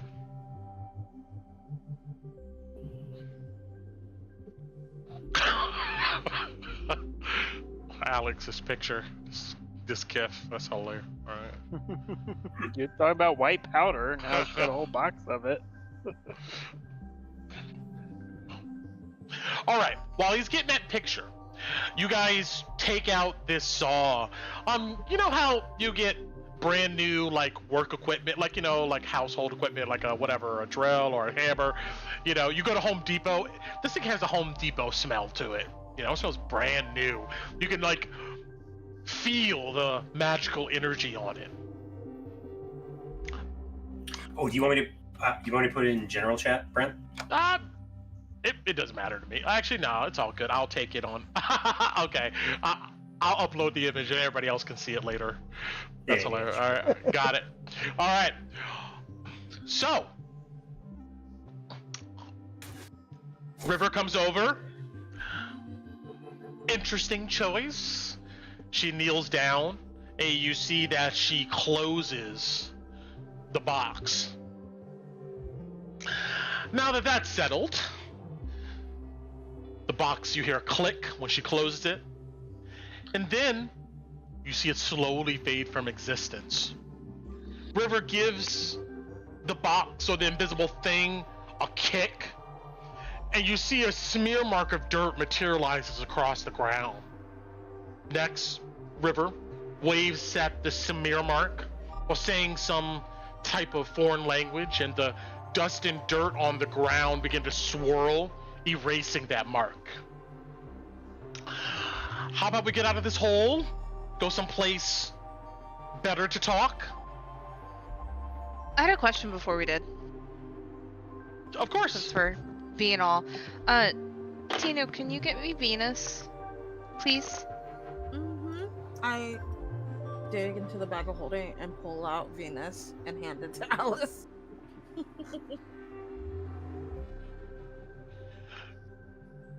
You see River, her eyebrows kind of furrow together.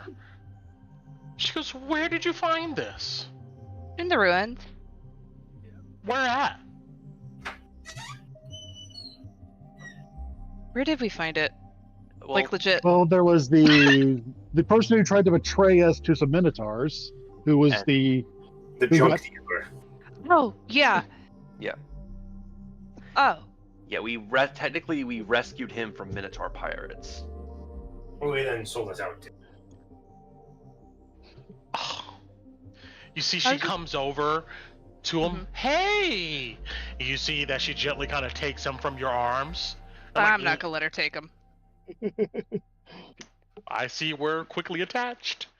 You She can pet- you can, you can goes pet ahead him. and gives him kind of a scrub, a little pet under his jaw. He'll But probably like one of the cookies. I will remind me when we get back. One of the As long cookies. as it's not chocolate. Yeah, no chocolate. Why? Chocolate kills dogs. He's Oh. not Alive? a normal dog. Do you Yeah, want to but we test don't that? want to risk it. You No, don't want to that's risk true. killing. No, he can't have chocolate. Okay. Sorry. Well, this fellow here was owned by one of our operatives who, unfortunately, never came back.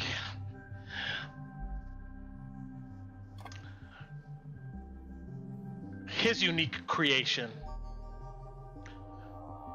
I'm not gonna take it from you because that guy, we're pretty sure, is dead. But what you need to know? It's a dog. It's a dog. I didn't know if you knew any of the commands or anything to it. Right now, I get it to be quiet because it breathes pretty heavy. Well, that's pretty good. She goes, you mind if I look it over? Sure. She'll hand Venus over, but she's like hovering. Venus just sits there, wide-eyed, slack-jawed, drooling on the floor, just panting. She eventually finds the compartment on its back. It opens it. She goes, As I suspected, only delirium can do this type of infusement. Unfortunately, I don't know. You give me a bit of time when we get back. Maybe I can go ahead and do an identify and see if there is some other properties not known about this thing. But just by taking a look at our little boy here, seems like a delirium-powered dog. I would go ahead and say that this crystal will run out of power. You will need to replace it. If you put a stronger crystal in it, will it last longer? She goes, stronger is a peculiar word. I wouldn't say stronger. Generally the size of these things is associated with its power. I would say that the shard in here, if it was fully powered, maybe it'll last about 100 days. But from my studies, it's kind of dimming out. I would say you probably got a month or so before it expires. We have to find him more crystals. We do. What else have you seen done like this to other things? Well, before Drakkenheim fell, there was several contracts and agreements between the Academy and the Crown to help design a workforce of automatons to help out the docks, construction, buildings. But unfortunately, the meteor kind of interrupted all of that. Since then, over the past 10 or 15 years, there's been experiments with creating other, not part dog, part machines, but full machines powered by delirium. Is Jimmy powered by delirium? No. Jimmy here is... She comes up to him, pats him on his shoulder. An Academy creation. If some of you are interested in more information or further knowledge, there's always space in the Academy for talented Mageborn. And that contract screams talent.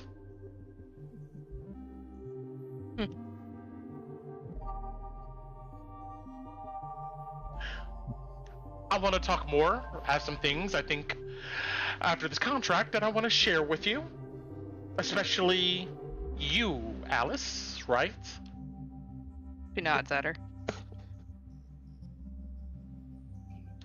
But I don't want to do it in this hole.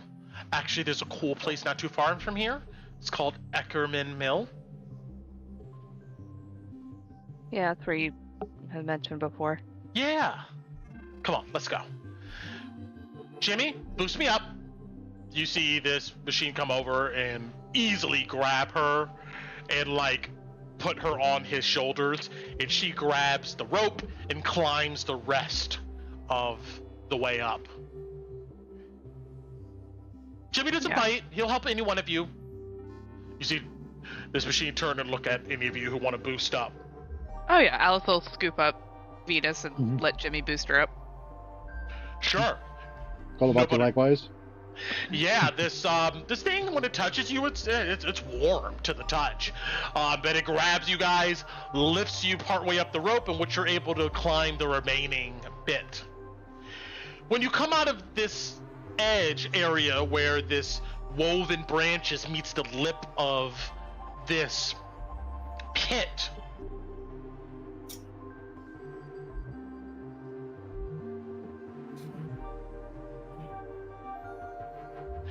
you see that you're in the wilds here. The area around this pit, choked full of weeds. You see in the nearby distance, maybe 60 feet or so away, there's a old barn sagging under the weight of dead vines.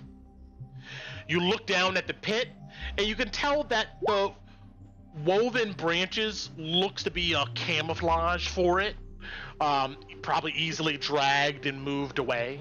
When all of you come out of the pit and you're standing there in the wilderness near this dilapidated barn, River orders Jimmy to grab the edge of the pit, kind of of the branches on top of the pit, and kind of pulls it back over. And it looks like she uses prestidigitation to go ahead and scatter anything else around it to make it kind of blend in. If you didn't know this was here, it would be kind of hard to see. A small dirt path leads from the area through tall weeds and brush to a slightly larger footpath. It then empties out onto a dirt road filled with potholes and distorted by erosion. River takes you this way. Unless anybody stops her or argues otherwise, I guess you guys follow. From here, you march about 30 minutes until the silhouette of a windmill appears on the horizon, flanked by rows of towering silos. The road winds its way there across the flat grassland. Off to the southeast, way in the distance, you can see Castle Draken, perched on mountainous land, surrounded by the city. Way behind the castle, you can see the land slopes ever upward to massive forest-covered mountain spurs. From this angle, you can see that Drakkenheim sits in a valley, sheltered on its east and north side by breathtaking mountains covered in dense vegetation. Emberwood leads into this valley from the south end, and on the west end of the city is just more dense forest covered with pockets of rocky and hill land.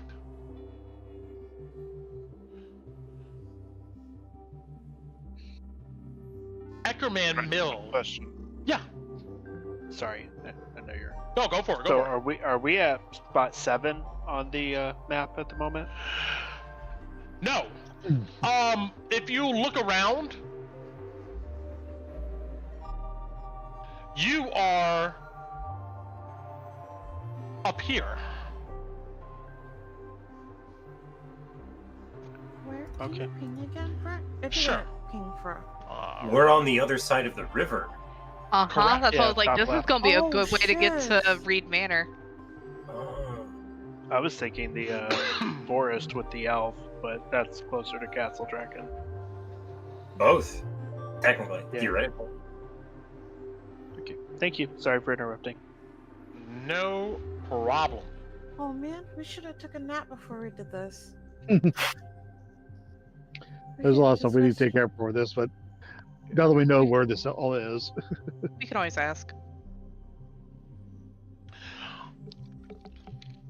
All right, and let's go here. Maybe she'll let us just spend the night here. Just kidding. Put you guys on the map because I know we're running out of time here, but I do want to info drop on you guys before we do.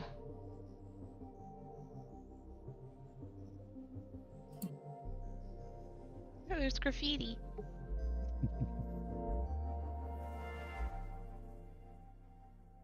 There's everybody. All right. Oh shit, this place is creepy. You wanted to stay here. Oh yeah, no, I don't anymore. Oh, okay. I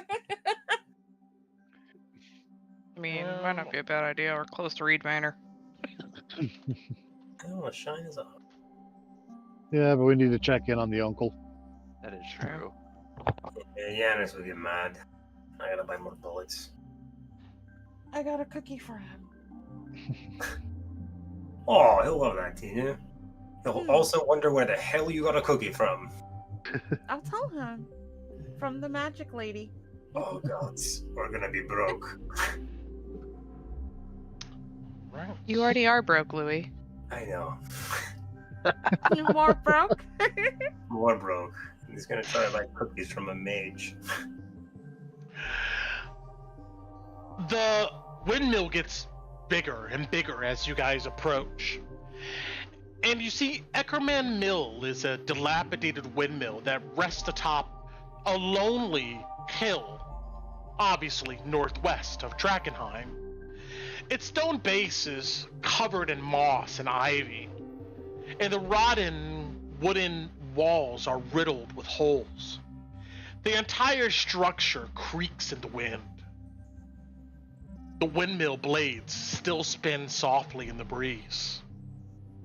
But the machinery within it is probably damaged. Scattered about the mill are leftovers of countless expeditions. A well-used bonfire pit surrounded by a few well-worn logs for seating and several tattered tents are set up beside the mill. Abandoned here are a few bedrolls, battered cookware, and rusty chopping axe, and waterlogged stacks of wood. When you approach here, you see no one's around, but the evidence of humanoid activity is present in the graffiti that is everywhere. Not depicted on the map, but all on the outsides of these walls here. You imagine on the interiors of these ruined buildings, which have not been entered, there is graffiti everywhere, even on the trees. River and Jimmy walks confidently up to the mill. And then heads inside.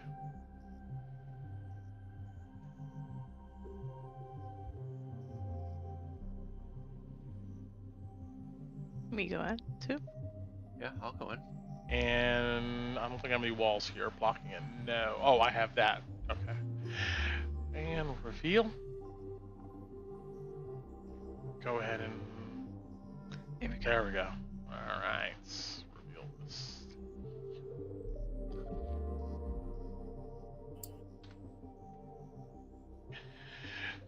You guys come into the mill. And inside, the graffiti on these walls are so intense and overlapped from years of explorers and adventurers coming through here. It just looks like a collage of words in all directions. There's carvings. And these walls full of graffiti kind of turns this place into like an impromptu message board. Most of the graffiti here lists the names of dozens of would-be heroes who ventured into the ruins, though many names are crossed out to mark those who did not return. Curiously, a few groups have not marked off a single casualty. Perhaps they all made it out alive, or more likely, none survived. In addition to these memorials, along the wall, one can find many dire warnings, cryptic riddles, potent questions, crude maps to alleged treasure, and amateur drawings of horrible monsters encountered in the ruins. River stands in the center of the place near the old millstone. You note that this place does have a ladder that goes up to a second floor.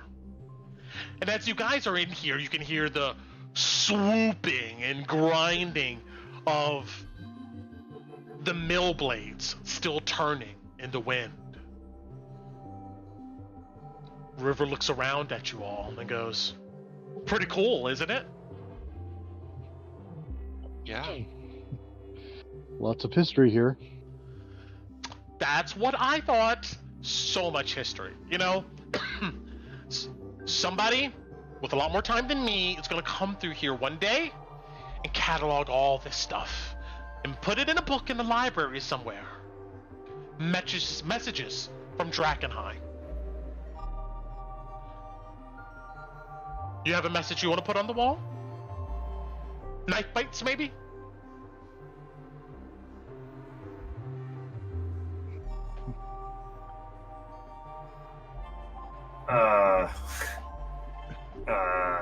Not really, unless somebody else does. You know you don't want to leave a spoon? I was gonna say yeah, I do. So I will. Tina's already scratching on the wall. She's scratching like a little spoon, and then she'll scratch like vertically, like the first initial of everybody's names next to the spoon. So, because I don't want people to know that it's us, but we'll know that it's us.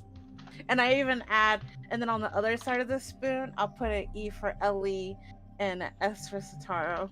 And then I put a U for Uncle, because did you ever introduce him to us? I don't think you did. Yeah. So Yanis? he did. Yeah, you met Yanis. Yeah, at this point, you met him on the boat. You met him when we got home. You met him when we bought stuff. I put a Y for Yanis too, so that everybody is there. You forgot Venus and Salty Feathers. Oh yeah, and then Venus and Salty Feathers, but the non-combatants are on the left side, and then we're on the right side of the spoon. Yeah. We're gonna have to come back. So cute. I love your handwriting. River says to you, Tina. Thank you. Our what were they called? Shoot, Dawn. The free lunch? Yeah, is free lunch here? Roll me an investigation. Sure.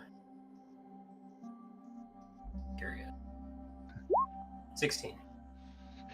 You begin looking over the wall here, and you don't see Dawn, but you do see free lunch. That's I think me. we should cross that one out. Don't think it really applies anymore. Well, who's listed under free lunch? Anybody? No, you just see free lunch.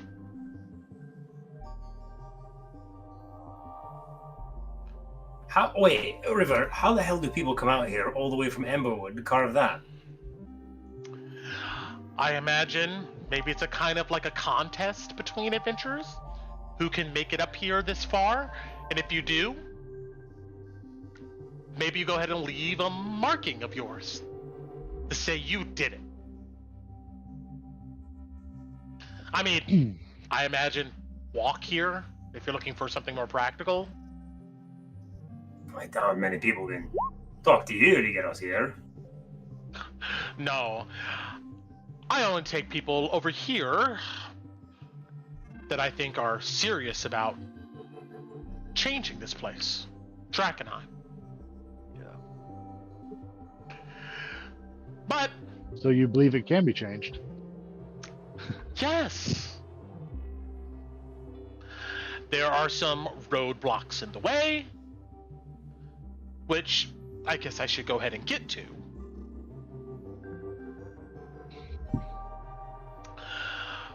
First, I want to ask you guys a bit about your experiences here with the Ironhelms. Is there anything I should know? I'm pretty sure I'll be in a contract, but just in case.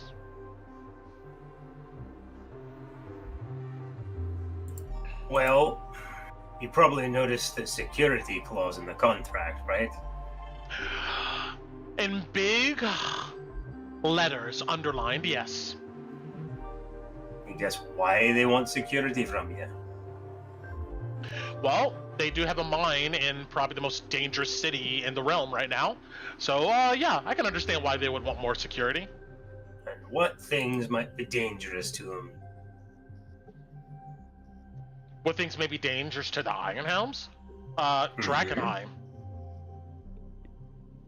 Right, what lives in Drakkenheim? What lives in Drakkenheim? Aye. Ah, you see she looks around on the walls. She goes, oh, haze husks. You see that she points to some words that says, beware of the mobs, haze husks. She looks around and goes, huh, there we go. Hunters? Bigger haze husks? I mean, we could do this all day. I'm pretty sure there's countless dangers to the dwarves out there, but with enough coin and resources, you can keep them secure. Is there any marking of the Queensmen gang in this room? Roll me an investigation. Sure. Larry. Do it again. 12. You look around, it's just so much information. Unfortunately, you don't see anything that really peeks out to you that indicates the Queensmen. And of previous employers who may be a bit cross at sudden deal changes. Roll me. At this moment, you guys are looking around. Anybody can tell me what they want to look for on these walls No, I'm and just roll me an saying that to investigation. her directly. Oh. I'm sorry, say it again. And of previous employers who may be cross at certain deal change may come to seek compensation / retribution For what they think is theirs. I get it. You're worried about the Queensmen. We'll make sure. Yes. More they are, but go on. You're not? We probably will be eventually. Everybody's worried about the Queensmen. But look, we'll make sure the Queensmen will have to make some serious cost-benefit analysis when it comes to thinking about striking the mines. I'm sure the last thing the Queen wants is the Academy cleaning out the sewers. Plus, the Queensmen has a lot of bad dudes running around, but they're not the most skilled bunch, as I'm pretty sure you guys have seen so far. Yeah, sure. Whatever you say, River. Even if the Ironhelms are with us, I don't think, and the Academy doesn't think that the Queen will do too much. She still needs them alive. How are you going to move the crystal from the smithy? Caravan? She smiles at you, and you see razor teeth, and she winks, and she goes, methods Academy secret. that you don't need to concern yourself with. Oh, good. Because, As long as I don't know about it, doubt she'll know about it. It might be fine. I think the worst case scenario is they spend a lot of coin and blood trying to take the mine back under their control, and then they'll have to monitor the mine 24/7. And she's like pacing back and forth as she's talking about this, That's not how they'll do it. forcing the dwarves. I'm sure the Ironhelms aren't the most cooperative of slaves. I mean, it might cost them more than it's worth. You know, I had this To argument. take it and back. honestly, it's extortion, but that's not what the queen's going to do. Some of her men might do that, but that's not what her plan's going to be. Well, She's her gonna try to men get- is her, right? No, it's not how that works. They operate independently. No, that's not how that works either. Oh. Well, then tell me how it works. You see, she sits on the crate here, kind of crosses her ankles. They do what they want until they're called, and then they do what she wants because they know where their bread's buttered, so to speak. Yeah. Some of them might get in their head to do dumb things like you're saying, but when she comes at you, she's gonna make sure you can't see where that knife's coming from before she stabs you. Look, don't lose sleep over it. We'll make sure they have enough funds to double security for the smithies and our cargo routes. With some more dwarves and guns around, I'm sure. Calling on the Knifebites, you guys will be like a last resort. And we have other methods to track the queen and her men. Good. All right. Sounds like the Academy's already had a run-in with the queen and maybe found some kind of understanding at the moment. You see, she kind of looks up and thinks. She goes, yeah, kind of like that. Look,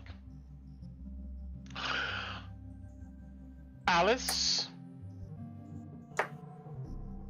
what the church did to you and your ancestors, it was awful. And what House Jones subjected to you, from what I understand, was even worse. Trapped, you know? Don't you think it's time for a little bit of payback? You mean more of it? Yes, more of it. What are you thinking?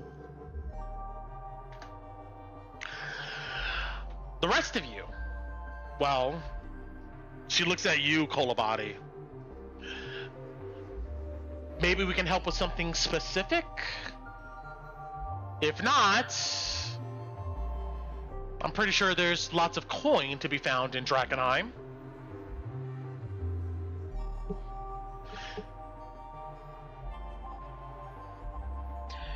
She looks at the rest of you to see if you're going to pipe up with any request or anything you need to tell her. Ron does.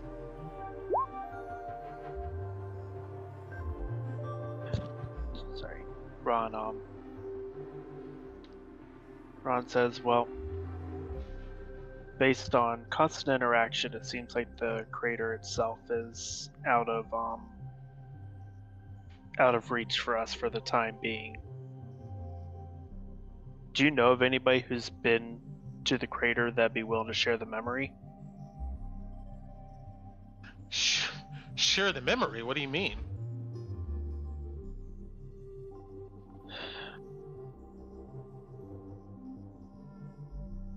Well before,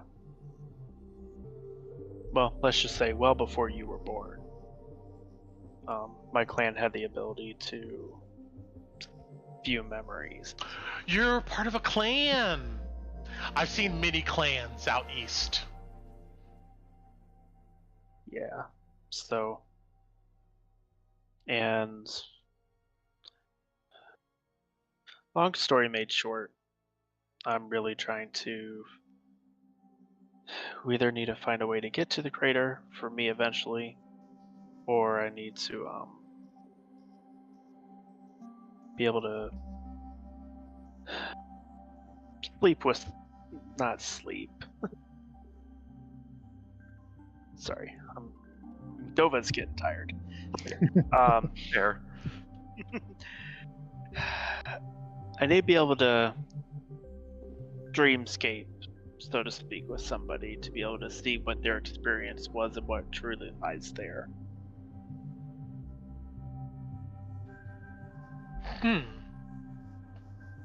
Interesting. She thinks for a minute and she goes, I think there may be a way for you to get to the crater. I do not want to deal with the falling fire folk for that. There may be another way. His ears kind of twitch at her saying that, listening. Ron has ears. You see human Yes. ears. Like Your little that ear was it. holes like wiggle. Lizard folk. She I don't goes, Wizard. Oh, I'm sorry, Wizard. River. Hello, I'm here. Well, pay attention, all of you. Because I think after I'm done talking about your past, Alice, and maybe your future, Ron, and maybe some of the other things that you folks need, we're going to have a beautiful relationship together. And with that, she scoots forward and clears her throat. And we will get into this next session. Next time. Next Yay. Drakkenheim. Dungeons of Drakkenheim. But I want more info now. All right. And with that, see you later, stream. Goodbye. Good night, stream. Good night. Good night.